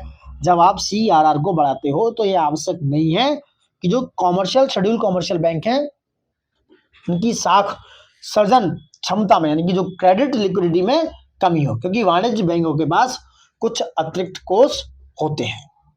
समझ रहे हैं? क्वेश्चन नंबर 55 पाएंगे। कैंटन क्षेत्र एक विश्व स्तरीय औद्योगिक क्षेत्र है, यह किस देश में स्थित है? यह दोस्तों कैंटन कहां पर है? चाइना में। कैंटन जो है यह है चाइना में स्थित है दोस्तों। कैंटन क्षेत्र यह मुख्य भूमि चीन में एक औद्योगिक क्षेत्र है। अब इसे ग्वांगजो शहर, याद रखना, ग्वांगजो शहर के नाम से जाना जाता है और यह दक्षिणी चीन का एक अग्रणी औद्योगिक केंद्र है। कहां? साउथ चीन का। यह पर्ल नदी पर स्थित है, याद रखना, ये पर्ल नदी पर स्थित है और यह चीन में सबसे अधिक आबादी वाला शहर है और यह चीन की कुल GDP का 11% हिस्सा रखता है। कैंटन क्षेत्र, याद रखना, ये चाइना का हिसाब किताब है। नेक्स्ट बात करेंगे, प्लान्ड इकोनॉमी फॉर इंडिया निम्नलिखित में से किसकी पुस्तक है? तो प्लान्ड इकोनॉमी है विश्वेश्वरैया। तो भारत में अधिक नियोजन संबंधी प्रस्ताव सर्वप्रथम सन 1934 में M विश्वेश्वरैया की पुस्तक प्लान्ड इकोनॉमी फॉर इंडिया में आई थी। इस पुस्तक में भारत के विकास के लिए 10 वर्षीय कार्यक्रम प्रस्तुत किया गया, 10 ईयर्स कार्यक्रम प्रस्तुत किए गए। 57 पे आते हैं, निम्नलिखित में से कौन सा एक सुमेलित नहीं है? कौन सा सुमेलित नहीं है? तो यह दोस्तों ए। तीसरी जो योजना है वो 1961 से लेकर कहां तक? 66 तक थी। चौथी सही है, तीसरी वाली याद रखना, 1961 से 66 तक थी। चौथी सही है, 69 से 74, पांचवी 74 से 78 और छठी 80 से 85। पहला जो है आंसर गलत नहीं है, जो गलत है। अनवरत योजना यानी कि इसको बोलते हैं कंटिन्यूअस प्लानिंग। अनवरत योजना के संबंध में प्रतिपादन निम्नलिखित में से किसने किया? तो अनवरत योजना का प्रतिपादन किया था दोस्तों किसके द्वारा? गुन्नार मिडल के द्वारा। जो कंटिन्यूअस प्लानिंग है उसका किसने प्रपोज किया? गुन्नार मिडल दोस्तों। इसका प्रतिपादन गुन्नार मिडल द्वारा अपनी पुस्तक एशियन ड्रामा, याद रखना ये क्वेश्चन आता है, एशियन ड्रामा आई हुई है। एशियन ड्रामा जो बुक है वो गुन्नार मिडल की है तथा इसे भारत में लागू करने का श्रेय जनता पार्टी की सरकार तथा DT लकड़ावाला को जाता है। क्वेश्चन नंबर 59 पाएंगे, देश में गरीबी और बेरोजगारी समाप्त करना निम्नलिखित में से किस पंचवर्षीय योजना का मुख्य उद्देश्य था? तो भाई इसमें 10वीं पंचवर्षीय योजना का उद्देश्य देश में गरीबी और बेरोजगारी समाप्त करना तथा अगले 10 वर्ष में प्रति व्यक्ति आय, याद रखना, अगले 10 ईयर्स में प्रति व्यक्ति आय दुगनी 2 टाइम्स करने का प्रस्ताव किया गया। वहीं मैं बात करूं 8वीं पंचवर्षीय योजना दोस्तों, इसमें सर्वोच्च प्राथमिकता मानव संसाधन विकास यानी कि ह्यूमन किसको? रिसोर्स डेवलपमेंट को, HRD को दी गई दोस्तों। किसको? HRD को दी गई। अर्थात रोजगार, शिक्षा व जन स्वास्थ्य को दिया गया। मानव विकास के सारे प्रयासों का सार्थक माना गया। और 11वीं पंचवर्षीय योजना 1 अप्रैल 2007 उससे प्रारंभ हो गई थी। इस पंचवर्षीय योजना का मुख्य लक्ष्य तीव्रतम एवं समावेशी विकास था। वहीं 12वीं पंचवर्षीय योजना की मैं चर्चा करूं तो इस योजना का उद्देश्य क्या था? तीव्र, अधिक समावेशी और धारणीय विकास था, sustainable development. Got my point? Question number 60 पर। सामान्य केंद्रीय बैंकिंग कार्य के अधीन भारतीय रिजर्व बैंक के द्वारा निम्नलिखित में से कौन से कार्य किए जाते हैं? ये आपका 60 की बात हो रही है। करेंसी नोटों का निर्गमन, इंग्लिश में देखो, issue of currency notes, act as bank of banks, act as government banker, collections and publication of statics, ये सारी चीजें आरबीआई करती है। इनमें से सभी आंकड़े जो है आरबीआई के द्वारा किए जाते हैं। क्वेश्चन नंबर 61 पे आ जाओ। 61 पे आ जाओ दोस्तों। निम्नलिखित में से किस बैंक का राष्ट्रीयकरण प्रथम चरण में किया गया? तो ये किया गया यूनियन बैंक ऑफ इंडिया का। 19 जुलाई 1969 को सरकार ने 14 बड़े बैंकों का राष्ट्रीयकरण किया। पहले चरण में राष्ट्रीयकृत बैंकों में यूनियन बैंक ऑफ इंडिया भी उनमें से एक था दोस्तों। समझ गया आप? समझ गया नहीं समझे? चलिए नेक्स्ट बात करेंगे। पी.आर. नायक समिति का संबंध निम्नलिखित में से किससे है? पी.आर. नायक समिति का संबंध किससे है? यह लघु एवं मध्यम उद्योगों का ऋण उपलब्ध कराने के उद्देश्य से। 62 का सी है दोस्तों। क्या है देखो मैं बताऊं।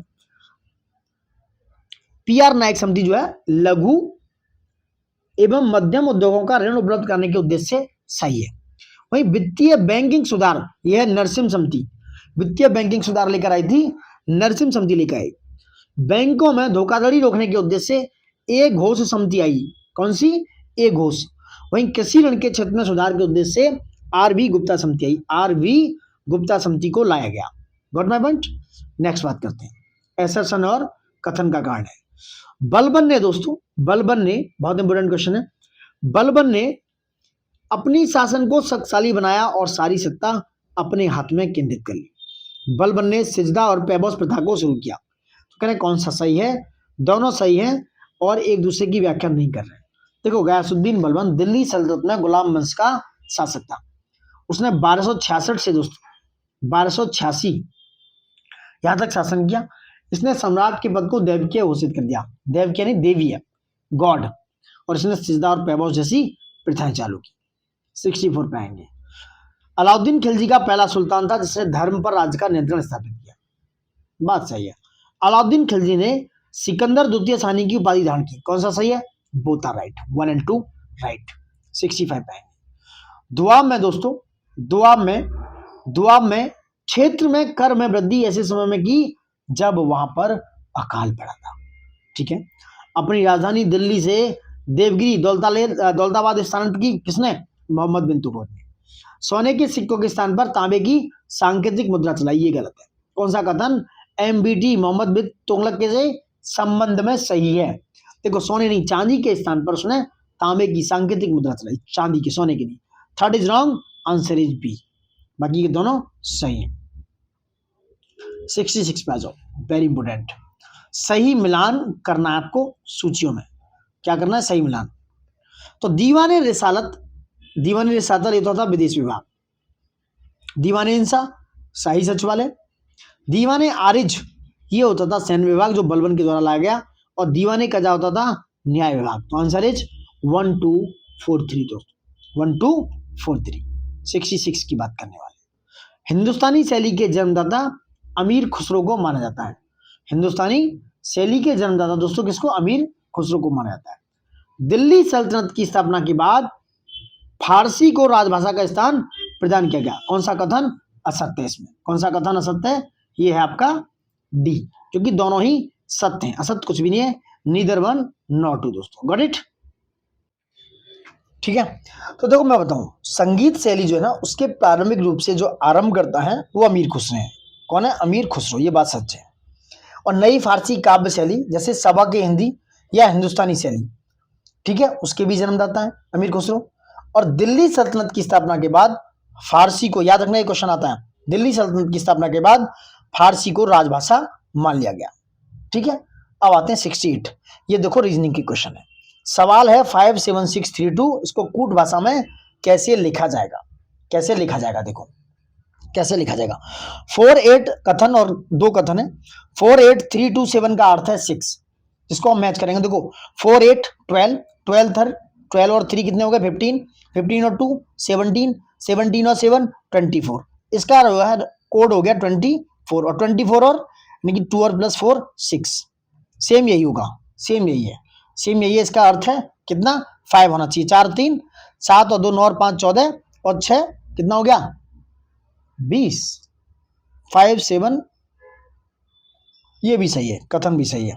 तो कह रहे हैं 57632 कोड भाषा में कैसे लिखा जाएगा, तो 7 और 5 12, 12 6 18 3 21 और 2 23, 23 और 2 3 और 2 5, या तो कथन एक या एक पर आपते हैं, यानी कोई भी एक कथन ले लो इनमें से जो आपको आंसर दे देगा। So answer is C. समझ गए, ये क्वेश्चन मैचिंग वाला क्वेश्चन है, इनमें से कोई भी एक ले लो जो आपके लिए ये बात साबित कर देगा। ठीक है, अब चलो क्वेश्चन नंबर आ जाओ 69 पे, वेरी इंपॉर्टेंट। रीजनिंग और मैथ के थोड़े क्वेरीजन के देखते हैं। देखो पहला क्वेश्चन है 69, एक रेल की गति एक गाड़ी से 3 गुना है। मतलब कोई ये एक ट्रेन है जिसकी गति जो है गाड़ी से 3, रेल की गति एक गाड़ी से, ये कोई कार है ऐसे करके कार मान लो, चलो मान लो एक कार गाड़ी से 3 गुना है और एक स्टीमर से 1.5 गुना है। यानी एक रेल की गति एक गाड़ी से कितनी है 3 गुना और स्टीमर से 1.5 गुना। एक व्यक्ति x किलोमीटर स्टीमर से, 3.75x किलोमीटर रेल से और x/2 किलोमीटर गाड़ी से तय करता है। यदि गाड़ी की गति 40 किलोमीटर प्रति घंटा है तो उसके द्वारा कुल लिया गया समय 4.5 घंटे है। तब उसके द्वारा तीनों वाहनों से तय कुल दूरी कितनी है, यानी कि कह रहे हैं कि वो तीनों वाहनों से कुल कितनी दूरी तय चला। देखो सिंपल सी बात निकालो, गाड़ी की गति कितनी है, स्पीड ऑफ गाड़ी कितनी है 40 किलोमीटर प्रति घंटा, और रेल की गति, तो रेल की गति है गाड़ी से 3 गुना है, तो रेल की कितनी हो गई यहाँ बता दूं, मैं रेल लिख दे रहा हूँ, रेल की हो गई 120 किलोमीटर प्रति घंटा, 1 किलोमीटर लगा लेना। उसके बाद स्टीमर की कितनी हो गई 1.5 गुना, तो 1.5 गुना मतलब 15 से मल्टीपल कर लो भाई। स्टीमर की गति कितनी होगी 120, रेल की गति की गाड़ी से 3 गुना और एक स्टीमर से 1.5 गुना है, एक स्टीमर से कितना है 1.5 गुना, तो 120 भाई अपॉन 1.5, तो कितनी होगी स्टीमर की गति 80 किलोमीटर, यानी कि 120 अपॉन 1.5 कर लो। ठीक है, चलो नेक्स्ट बात करो, ये होगी तीनों निकल आई।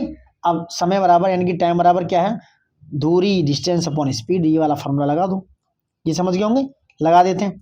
अब क्या है देखो 3x, ये ना x, एक व्यक्ति x है तो कितना हो गया x अपॉन दूरी, यानी सॉरी x अपॉन 80,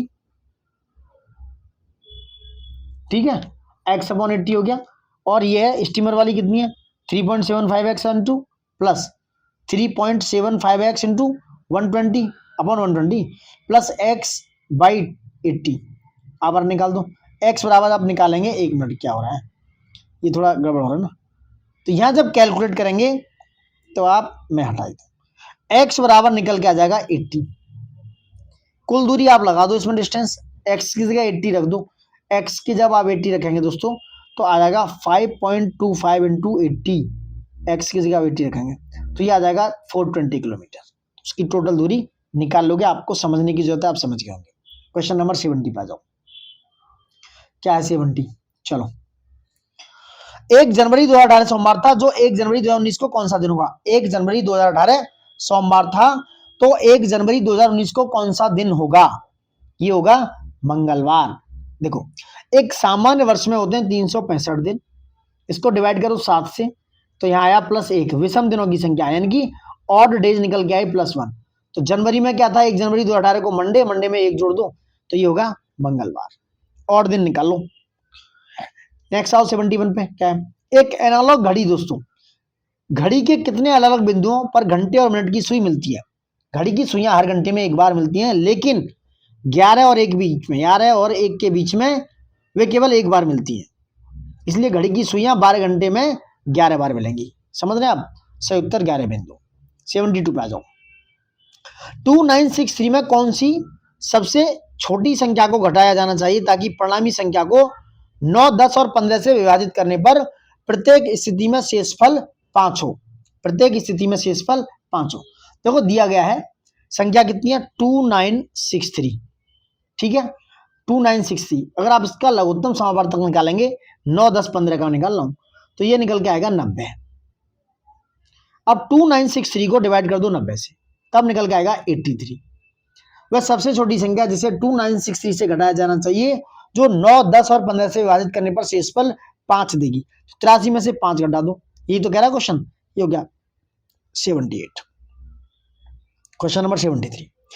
छह छात्रों के बीच एक विज्ञान परीक्षा में हंसराज ने वरुण के बराबर अंक प्राप्त किए और नंद किशोर ने वरुण से अधिक प्राप्त किए, लेकिन पूनम से कम अंक प्राप्त किए। प्रांजल ने सैम से अधिक लेकिन वरुण से कम अंक प्राप्त किए। विज्ञान की परीक्षा में दूसरे सबसे कम अंक किसने प्राप्त किए?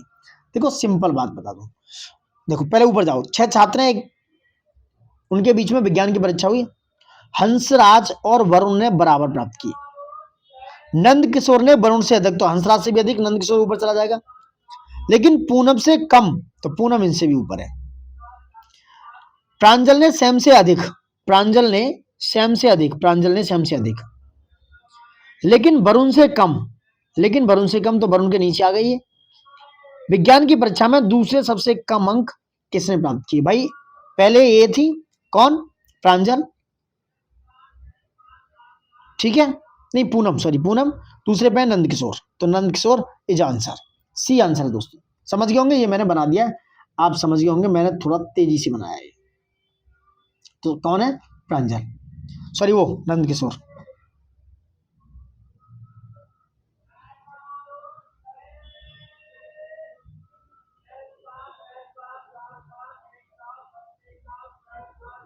ठीक है, चलो 74 पे आते हैं, सही है ना प्रांजल, सॉरी ये नंद किशोर सही है हमारे हिसाब से।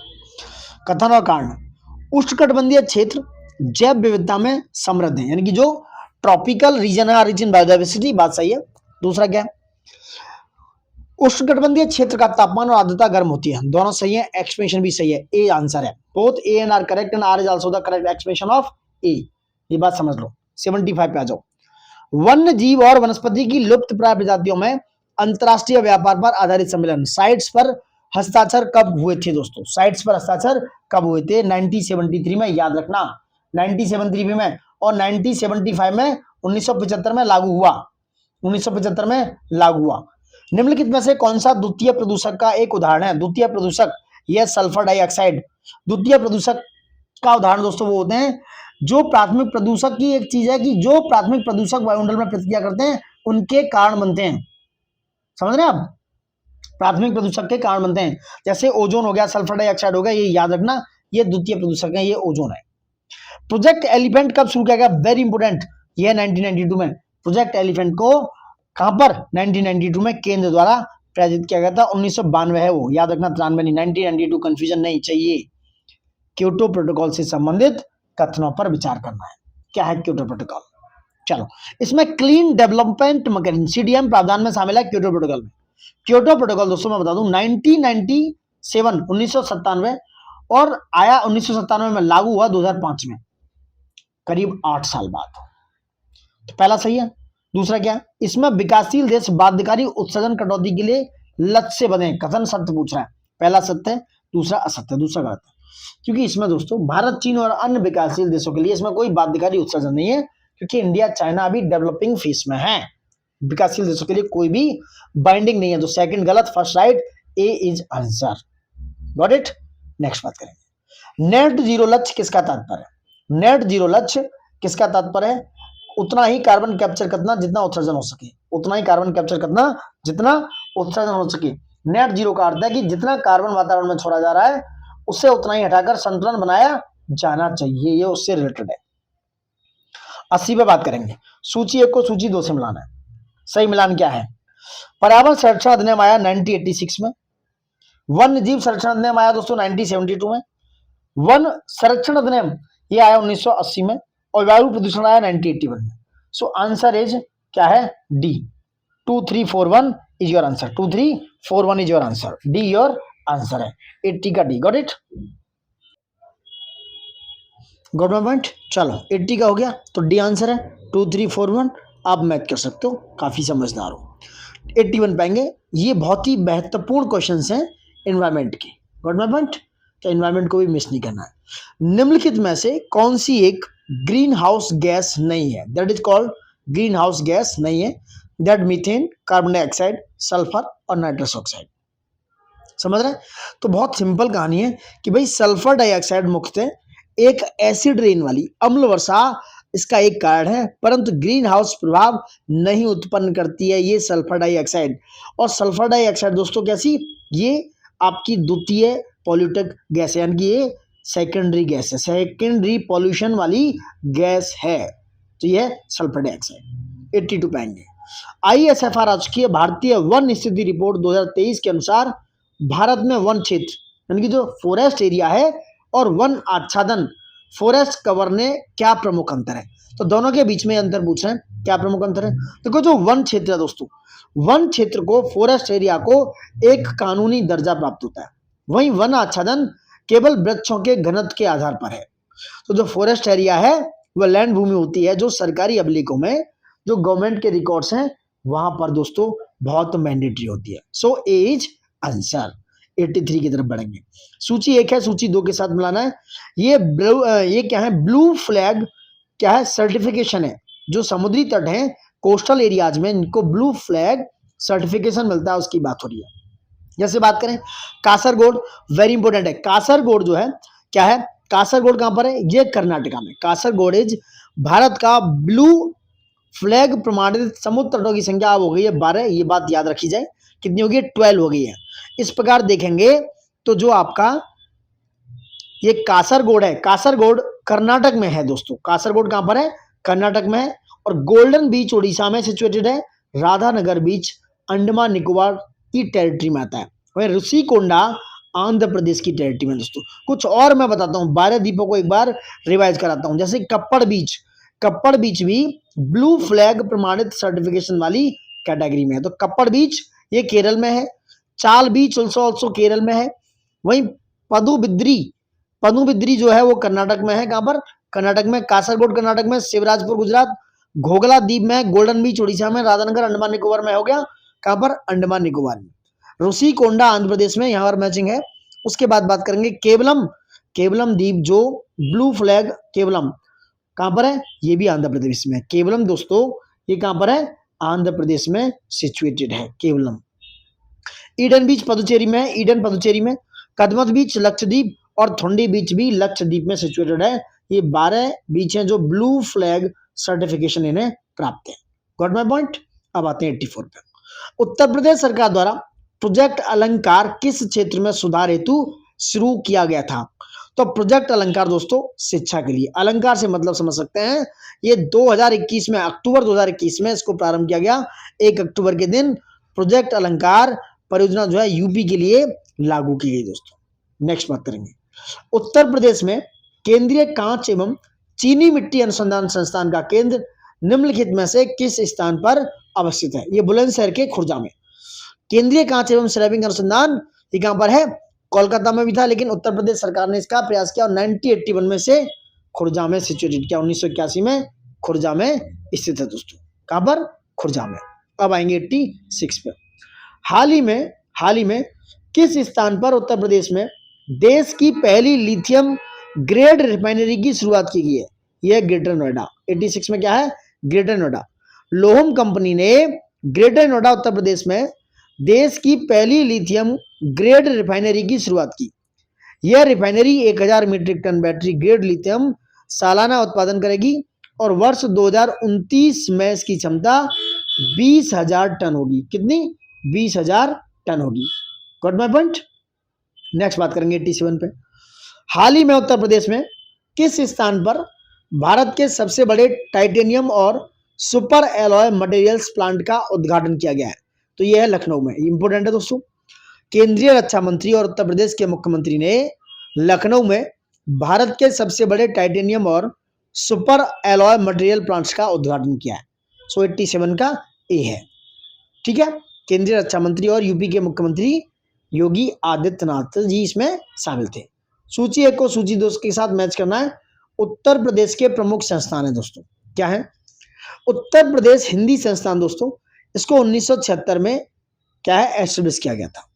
वही उत्तर प्रदेश संगीत नाट्य अकादमी, उत्तर प्रदेश संगीत नाट्य अकादमी को 1963 में, भारतेंदु नाट्य अकादमी को 1975 में, उत्तर प्रदेश भाषा संस्थान को 1994 में एस्टेब्लिश किया गया था दोस्तों। आंसर हो गया 1 2 3 4 इज आंसर।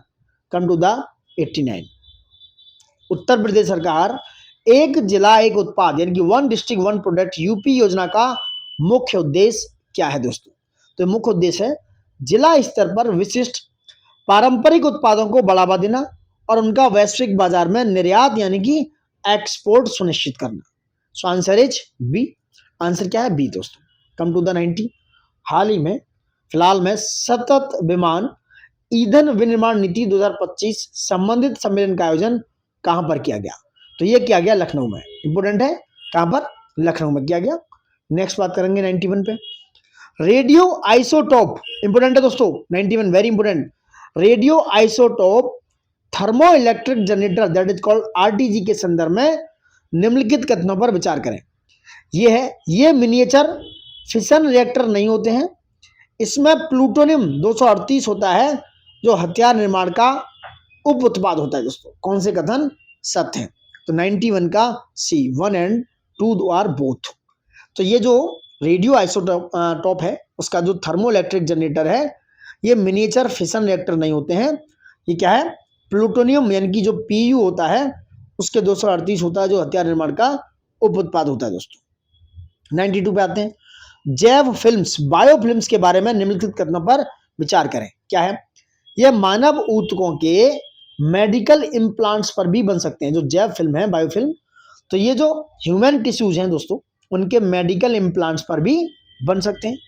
और ये एंटीबायोटिक प्रतिरोध that is called antibiotic resistance प्रदर्शित कर सकते हैं। क्या है? एंटीबायोटिक रेजिस्टेंस भी प्रदर्शित कर सकते हैं। तो कह रहे हैं कौन सा कथन सत्य है? तो 92 का C, 1 and 2 R right. Talking about biofilms, याद रखना। अब आते हैं 93 पे। देखो यहाँ से एक क्वेश्चन आ जाता है, ये बात हो रहा है एसडीजी की, सस्टेनेबल डेवलपमेंट गोल्स की। सूची 1 को सूची 2 के साथ मैच करना है। चलिए लक्ष्य 5 की बात करें तो लक्ष्य 5 इज टॉकिंग अबाउट लैंगिक समानता, जेंडर इक्वलिटी की बात करता है लक्ष्य 5। लक्ष्य 2 जो बात करता है, लक्ष्य 2 बात करता है दोस्तों किसकी? भूखमरी से मुक्ति यानी कि फ्रीडम फ्रॉम स्टारवेशन, हंगर, ये हंगर से है। लक्ष्य 13। लक्ष्य 13 की बात करें तो लक्ष्य 13 है क्लाइमेट एक्शन, जलवायु कार्रवाई। और लक्ष्य 14 जो है जलीय जीवों की सुरक्षा। सो आंसर है 1, 3, 2, 4। मैं सारे लक्ष्य बताता हूँ। तो टारगेट नंबर 1 है वो गरीबी की समाप्ति यानी कि पॉवर्टी से क्या करता है? इरेडिकेट करो भैया, पॉवर्टी खत्म करो। नंबर 2 है भुखमरी से मुक्ति। नंबर 3 है बेहतर स्वास्थ्य और कल्याण। नंबर 4 है गुणवत्तापूर्ण शिक्षा। नंबर 5 है लैंगिक समानता। नंबर 6 है स्वच्छ जल और स्वच्छता। नंबर 7 है किफायती और स्वच्छ ऊर्जा। नंबर 8 है उत्कृष्ट कार्य और आर्थिक विकास। नंबर 9 है औद्योग नवाचार और बुनियादी ढांचे का विकास। 10 है असमानताओं में कमी। नंबर 11 मिटा देता हूं, नंबर 11 पे आएंगे दोस्तों। जो नंबर एसडीजी 11 है संवहनीय शहरी और सामुदायिक विकास। नंबर 12 ये बात करता है जलवायु कार्रवाई की। लक्ष्य 14 जो है ये बात करता है जलीय जीवों की सुरक्षा यानी कि जल में जीवन की बात करता है। 15 है थलीय जीवों की सुरक्षा यानी कि स्थल पर, लैंड पर पारिस्थितिक जीवन। और 16 बात करता है शांति, न्याय और सशक्त संस्थाएं की दोस्तों। 17 जो है वो बात करता है लक्ष्यों के लिए भागीदारी।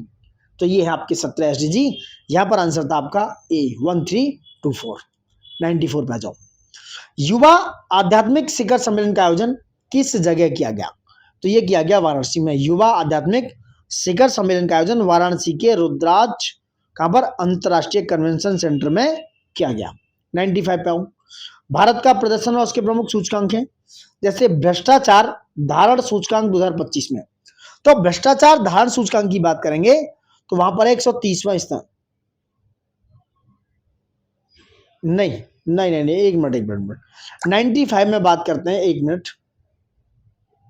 देखो 95 में 151वां स्थान है। वो किसमें है? वो है विश्व प्रेस स्वतंत्रता सूचकांक में। ट्रांसपेरेंसी इंटरनेशनल की माने तो 11 फरवरी 2025 को जारी हुआ था भ्रष्टाचार धारण सूचकांक। इसमें 2024 में भारत का स्थान आया था 96, यहाँ पर एक हो गया। 151 की बात करें जो विश्व प्रेस स्वतंत्रता सूचकांक है जिसमें ये स्थान मिला। तो 3 और लास्ट में क्या है? डी पर 1। आंसर हो गया डी, 3, 2, 4, 1। 118वां स्थान है दोस्तों विश्व खुशहाली सूचकांक 2025 में। 24 में यह स्थान 116 था। और 130वां स्थान है मानव विकास सूचकांक 2025, यानी कि ह्यूमन डेवलपमेंट इंडेक्स 2025 का। ये सारे सूचकांक इसमें सिचुएटेड है, मतलब रिलेटेड है। मार्च 2025 में उत्तर प्रदेश सरकार ने डॉल्फिन सफारी बनाने के लिए घोषणा की, और यह कहाँ बनाई जाएगी दोस्तों? तो ये वाराणसी में बनाई जाएगी, उत्तर प्रदेश के वाराणसी में। 97 पे आते हैं। भारत का पहला वन्य जीव बैंक किस राज्य में स्थित पदमजा नायडू हिमालयन प्राणी उद्यान में स्थापित किया गया? तो ये है डी, पश्चिम बंगाल में।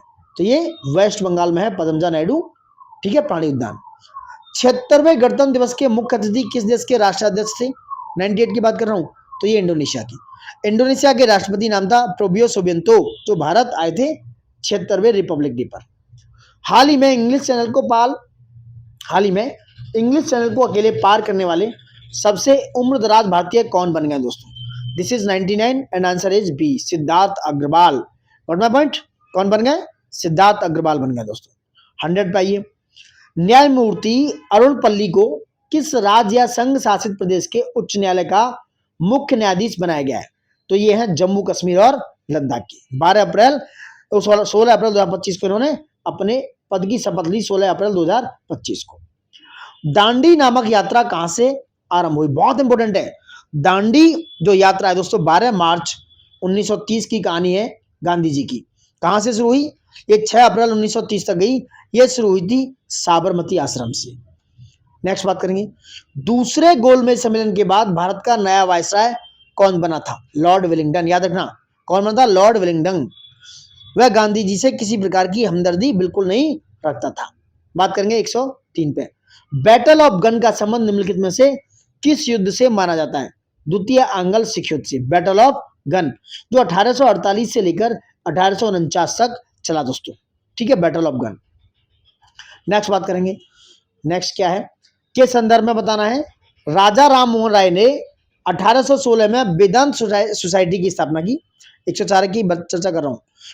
राजा राम मोहन राय जी ने 1816 में वेदांत सोसाइटी की स्थापना की। 1816 में कहां पर? 1816 में वेदांत सोसाइटी की स्थापना की, ठीक है। राजा राम मोहन राय जी ने 1885 में वेदांत कॉलेज की स्थापना की। दोनों सही है, C is right. Vedanta society 1816 में और वेदांत कॉलेज 1825 में दोस्तों। नेक्स्ट बात करेंगे। निम्नलिखित में से किस युद्ध में अवध नवाब की ओर से नागा साधु भी लड़ रहे थे? Very very important and very commutative. ये था बक्सर का युद्ध।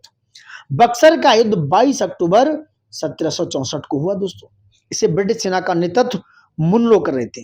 तो इसी युद्ध में अवध नवाब था सुजाउद्दौला, उसकी ओर से नागा साधु भी इस युद्ध में भाग ले रहे थे, जो बहुत ही महत्वपूर्ण बात है, ठीक है। नेक्स्ट बात करेंगे। निम्नलिखित में से कौन सा कथन असत्य है? That is false statement. तो बात करें, वार्तिक की रचना कपिल मुनि ने की थी, ये गलत है, बाकी ये सारे सही है। जो वार्तिक की रचना किसने की? कात्यायन ने। वार्तिक की रचना कात्यायन ने की। यह पाणिनि के सूत्र पर वार्तिकों का संग्रह है। बाकी का अष्टाध्यायी की रचना पाणिनि ने की, महाभाष्य की रचना पतंजलि ने, और निरुक्त की रचना यास्क ने की थी। ये भी इंपोर्टेंट है, निरुक्त की रचना यास्क ने की। ये तीनों सही है, क्योंकि वार्तिक की रचना किसने की थी? कात्यायन ने दोस्तों। नेक्स्ट बात करेंगे 107 क्वेश्चन नंबर। मैचिंग है सूची 1 को सूची 2 से। क्या है देखो, जिप्सम दोस्तों बहुत सिंपल है, ये राजस्थान में पैदा जिप्सम। और बात करूं ग्रेफाइट उड़ीसा में, वेरी सिंपल। उसके बाद निकिल की बात करूं तो ये कहां पर है? निकिल पैदा उड़ीसा में, सॉरी निकिल पैदा उड़ीसा में, गलत, एक मिनट गलत हो गया, एक मिनट। जिप्सम है राजस्थान में, ग्रेफाइट है आपका कहां पर? ग्रेफाइट है आपका अरुणाचल प्रदेश में। Graphite is Arunachal Pradesh, nickel आपका उड़ीसा में, और कोयला आपका झारखंड में। आंसर है डी। ए का 3, बी का 4, सी का 1 और डी का 2। Got my point? जो उड़ीसा के जाजपुर जिले में सुकिंदा घाटी है, वहां पर निकिल पैदा है। निकिल, सुकिंदा घाटी कहां है? उड़ीसा में। 108। निम्नलिखित में से किस क्रम की चट्टानों में अत्यधिक मात्रा में कोयला पाया जाता है? ओनली 1, गोंडवाना क्रम की चट्टानों में। गोंडवाना क्रम की चट्टानें, इन चट्टानों का निर्माण ऊपरी कार्बोनिफेरस युग में, वहां से लेकर जुरासिक युग में, कार्बोनिफेरस युग से लेकर जुरासिक युग तक इसके बीच हुआ। यह कोयले के विशेष रूप से महत्वपूर्ण है, और भारत का 90% से अधिक कोयला इन्हीं चट्टानों में पाया जाता है। और दोस्तों ये परतदार चट्टानें हैं, कैसी हैं? परतदार चट्टानें, लेयर्ड चट्टानें हैं दोस्तों। 108 का डी हो गया। नेक्स्ट बात कर लो, निम्नलिखित कथनों पर विचार कीजिए। प्राकृतिक गैस मुख्य रूप से गोंडवाना संस्तरों में पाई जाती है। जो प्राकृतिक गैस है वो मुख्य रूप से गोंडवाना संस्तरों में पाई जाती है। नेक्स्ट, अभ्रक प्रचुर मात्रा में कोडरमा में पाया जाता है। कौन सा कथन सत्य है? सेकंड सत्य है, पहला गलत है। तो आंसर इज बी 109 का। देखो मैं बताऊं, भारत में अगर प्राकृतिक गैस की बात करें, नेचुरल गैस मेनली कच्छ की खाड़ी, खंबात की खाड़ी, बॉम्बे हाई, राजस्थान का बाड़मेर, केजी बेसिन इत्यादि जगह भूगर्भिक संरचनाओं के कारण पाई जाती है। जहां पेट्रोलियम पाया जाता है वहां गैस भी है, लेकिन भारत में जो गोंडवाना लेयर्स हैं वहां पर कोयला पाया जाता है, ना कि क्या गैस, कोयल पाया जाता है वहां पर कोयला। तो पहला गलत हो गया।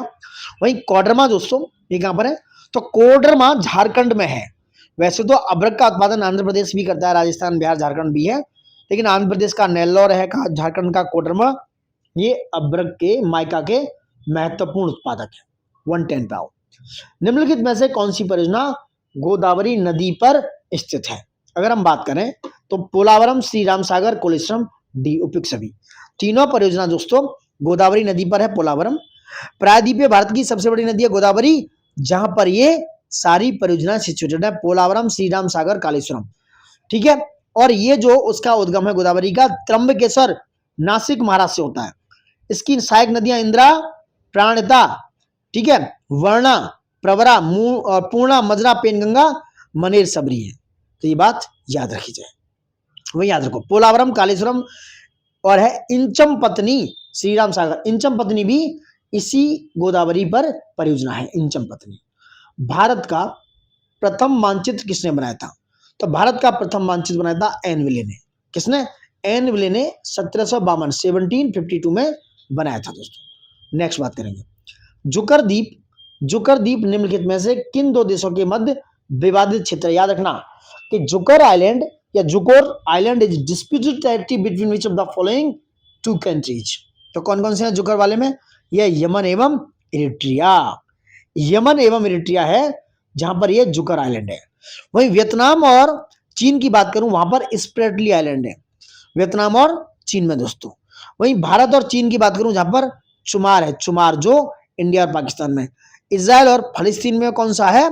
गाजा पट्टी, जो आजकल आपको देख रहे हो, गाजा पट्टी, ठीक है। तो जुकर द्वीप लाल सागर में पड़ता है। तो ये जुकर आइलैंड कहाँ है? रेड सी में। जो रेड सी में है ये जुकर आइलैंड, ये यमन और इरिट्रिया के बीच मेन डिस्प्यूट टेरिटरी है। ये क्वेश्चन पूछा जा सकता है, इसलिए मिस ना किया जाए। 113 पाएंगे। भू प्रॉपर्टी में पाया जाने वाला प्रतिशत के आधार पर सबसे ज्यादा प्रचुर मात्रा में कौन सा तत्व है? वो है ऑक्सीजन। ऑक्सीजन भू प्रॉपर्टी के 48.8% भाग पर प्रचुर मात्रा में पाया जाता है, याद रखा जाए, ठीक है। ये पाया जाता है ऑक्सीजन, ए आंसर है।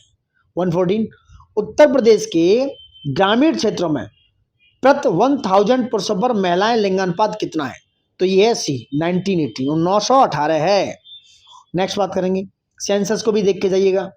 2011 के अनुसार उत्तर प्रदेश में जनसंख्या वृद्धि दर का प्रतिशत कितना है? तो ये है 20.23। यूपी का बता रहा हूं, 20.23% है, जो 2001 से 2011 की अवधि में बढ़ा है दोस्तों। 116 आ जाओ। 2025 का G7 शिखर सम्मेलन का मेजबान देश कौन सा था? तो ये था कनाडा।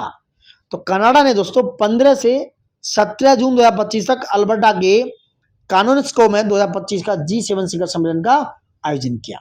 नेक्स्ट बात करते हैं, भारत के पहले कृषि हैकाथॉन का किस शहर में आयोजन किया गया? तो भारत का पहला शहर है पुणे, जहां पर कृषि हैकाथॉन का आयोजन किया गया दोस्तों। नेक्स्ट बात करेंगे, वित्त वर्ष 24-25 में सर्वाधिक पवन ऊर्जा क्षमता प्राप्त करने वाला किस राज्य को देश में प्रथम स्थान प्रदान किया गया है? तो यह महाराष्ट्र नहीं, कर्नाटका। कौन सा है? कर्नाटका पहला राज्य बना जो 1341.48 मेगावाट के साथ नंबर 1 पर है। तो कर्नाटका नंबर 1 है, फिर तमिलनाडु, फिर गुजरात, उसके बाद स्थान आता है किसका? कर्नाटक, तमिलनाडु और गुजरात का। तो ये सब 1, 2 और तीसरे स्थान पर है। नेक्स्ट बात करो, मैक्सिको की खाड़ी किस महासागर के सीमांत सागर पर है? यह है दोस्तों अटलांटिक महासागर। मैक्सिको की खाड़ी उत्तरी अमेरिका के साउथ ईस्ट किनारे पर स्थित एक आंशिक रूप से लैंडलॉक्ड सागर है, लैंडलॉक्ड सी है। नेक्स्ट बात करेंगे, चागोस द्वीप समूह किस महासागर में स्थित है? तो चागोस जो द्वीप समूह है वो है दोस्तों हिंद महासागर में। किसमें? हिंद महासागर में, इंडियन ओशियन में सिचुएटेड है। इस समय चागोस जो है किसके पास है? मॉरिशस के पास है, मॉरिशस।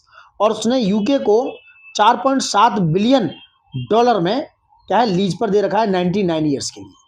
ठीक है, तो जो चागोस द्वीप समूह है वो एक सांस्कृतिक संबंधी और एक औपनिवेशिक संघर्ष रहा है। यह द्वीप समूह 7 प्रवाल द्वीपों से बना है और भौगोलिक रूप से मालदीव के सबसे ज्यादा निकट है, जिसके गहरे ऐतिहासिक संबंध भी हैं दोस्तों। तो ये थे आपके आरओ के 120 क्वेश्चंस जो आपके लिए बहुत ही महत्वपूर्ण बनाते हैं और आपकी ये बात बहुत ही महत्वपूर्ण तरीके से कंप्लीट कराते हैं। समझ रहे हैं आप बात? और इसी बात पर हम ये सेशन यहाँ पर कंप्लीट हो जाता है, क्योंकि बहुत ही बेहतरीन तरीके से इस बात को करा गया दोस्तों, जो आपके लिए बहुत ही ज़्यादा जरूरी है। ये टेस्ट नंबर 3 था। आरओ के लिए बहुत ही महत्वपूर्ण तरीके से ये टेस्ट करा दिया गया है और इतना महत्वपूर्ण है कि आप इसको अच्छे से करते हैं तो आप अच्छा स्कोर गेन कर सकते हैं। अब मैं नेक्स्ट टेस्ट बता देता हूँ जो आपके लिए होने वाला है। 120 क्वेश्चन है जो बहुत ही महत्वपूर्ण है। रिक्वेस्ट है लाइक शेयर सब्सक्राइब रुकने नहीं चाहिए, क्योंकि भैया आप तक पहुंचने का एक ही साधन है, ज़्यादा से ज़्यादा लाइक शेयर और सब्सक्राइब। फैमिली बढ़ाते चलिए, प्यार बढ़ाते चलिए और उम्मीदवार रिजल्ट करते रहिए, मेहनत करते रहिए। मेहनत कंसिस्टेंसी एंड डिसिप्लिन के साथ करो, ठीक है? डिसिप्लिन बिल्कुल भी नहीं तोड़ना है, कंसिस्टेंसी बिल्कुल नहीं। रिजल्ट आपके आगे आगे भागेगा, रिजल्ट देखने को मिलेगा। Got my point? चलो टेस्ट नंबर 4 की बात करेंगे। अब मैं दिखा देता हूं कि उसमें क्या होने वाला है। देखो भैया, अब नेक्स्ट हम आपका अभी से एक बार डिक्लेरेशन करते हैं। मेंस की टेस्ट सीरीज में निबंध टेस्ट नंबर 4 कौन सा? ये टेस्ट नंबर 4 आने वाला है निबंध को लेके। टेस्ट नंबर 4 है ऐसे की चर्चा करने वाले हैं, और कौन कौन से ऐसे हैं 2025 में ये भी बता देता हूँ। देखो 120 मार्क्स के ऐसे आने वाले हैं, ठीक है? ये देख सकते हो खंड 1 में 600 वर्ड्स में लिखने हैं आपको। 3 खंड होंगे, खंड 2 होगा, खंड 3 होगा। 600 वर्ड्स में लिखने हैं और ऐसे देख सकते हो। यह साहित्य और समाज का रिलेटेड, समलैंगिकता की कहानी, भारत में चुनाव सुधार। दूसरा है पर्यावरण, अमेरिकी टैरिफ और भारतीय अर्थव्यवस्था, भारत का मानव अंतरिक्ष अभियान टेक्नोलॉजी पर है। तीसरा चौथा है सिंदूर, मिशन सुदर्शन चक्र, पर्वतीय आपदाएं और तैयारियां। एक एक लिखना है इन तीनों में से।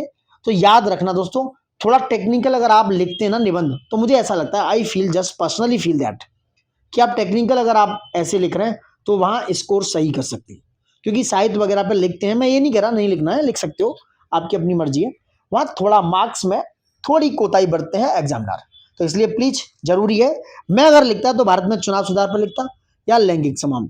इसमें अगर लिखता मैं तो भारत की मानव अंतरिक्ष अभियान पे या पर्यावरण संरक्षण प्रौद्योगिकी सहायता।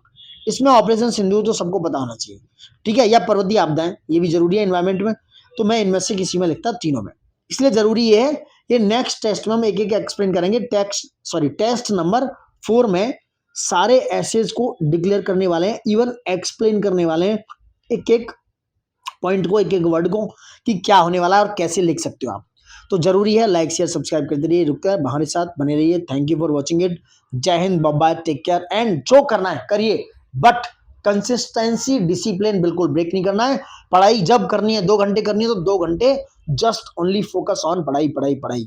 समझ रहे हैं? डिसिप्लिन और कंसिस्टेंसी रखो, और जो करना है whatever you can to do, you can do that. भाई लिबर्टी है, फ्रीडम है, डेमोक्रेसी है। Bye bye, take care and good luck दोस्तों, ठीक है? समझ गए ना? ये पूरी कहानी, ये ऐसे है, मैं पूरी बताने वाला हूँ, पूरी कहानी समझ लो। ऐसे भी समझ गए होंगे। और हाँ, सारे ऐसे जो है ना, ये इनका नोट्स लिख लो, ये सारे ऐसे लिख लो। एक भी आता है ना, 2 भी आते हैं इनमें से, मैं कह रहा हूँ एक भी आ गया या पर्वतीय आपदाओं वगैरह में से कोई भी आ गया तो आपका सफलता हो जाएगी। आपको ये टेस्ट लगाने से सफलता मिल जाएगी कि भैया कुछ तो किया था, जो कुछ आ गया। क्योंकि आपको लिखने 3 ऐसे 40 मार्क्स का, एक ऐसे 40 मार्क्स में से एक ऐसे आ गया, तो कम से कम 40 मार्क्स तो गेन हो जाएंगे। इसलिए बने रहिए हमारे साथ। चलिए अब ध्यान रखिए, अपना ख्याल रखिए और सोसाइटी को साफ रखिए, नीट एंड क्लीन रखिए। बाय बाय, टेक केयर दोस्तों।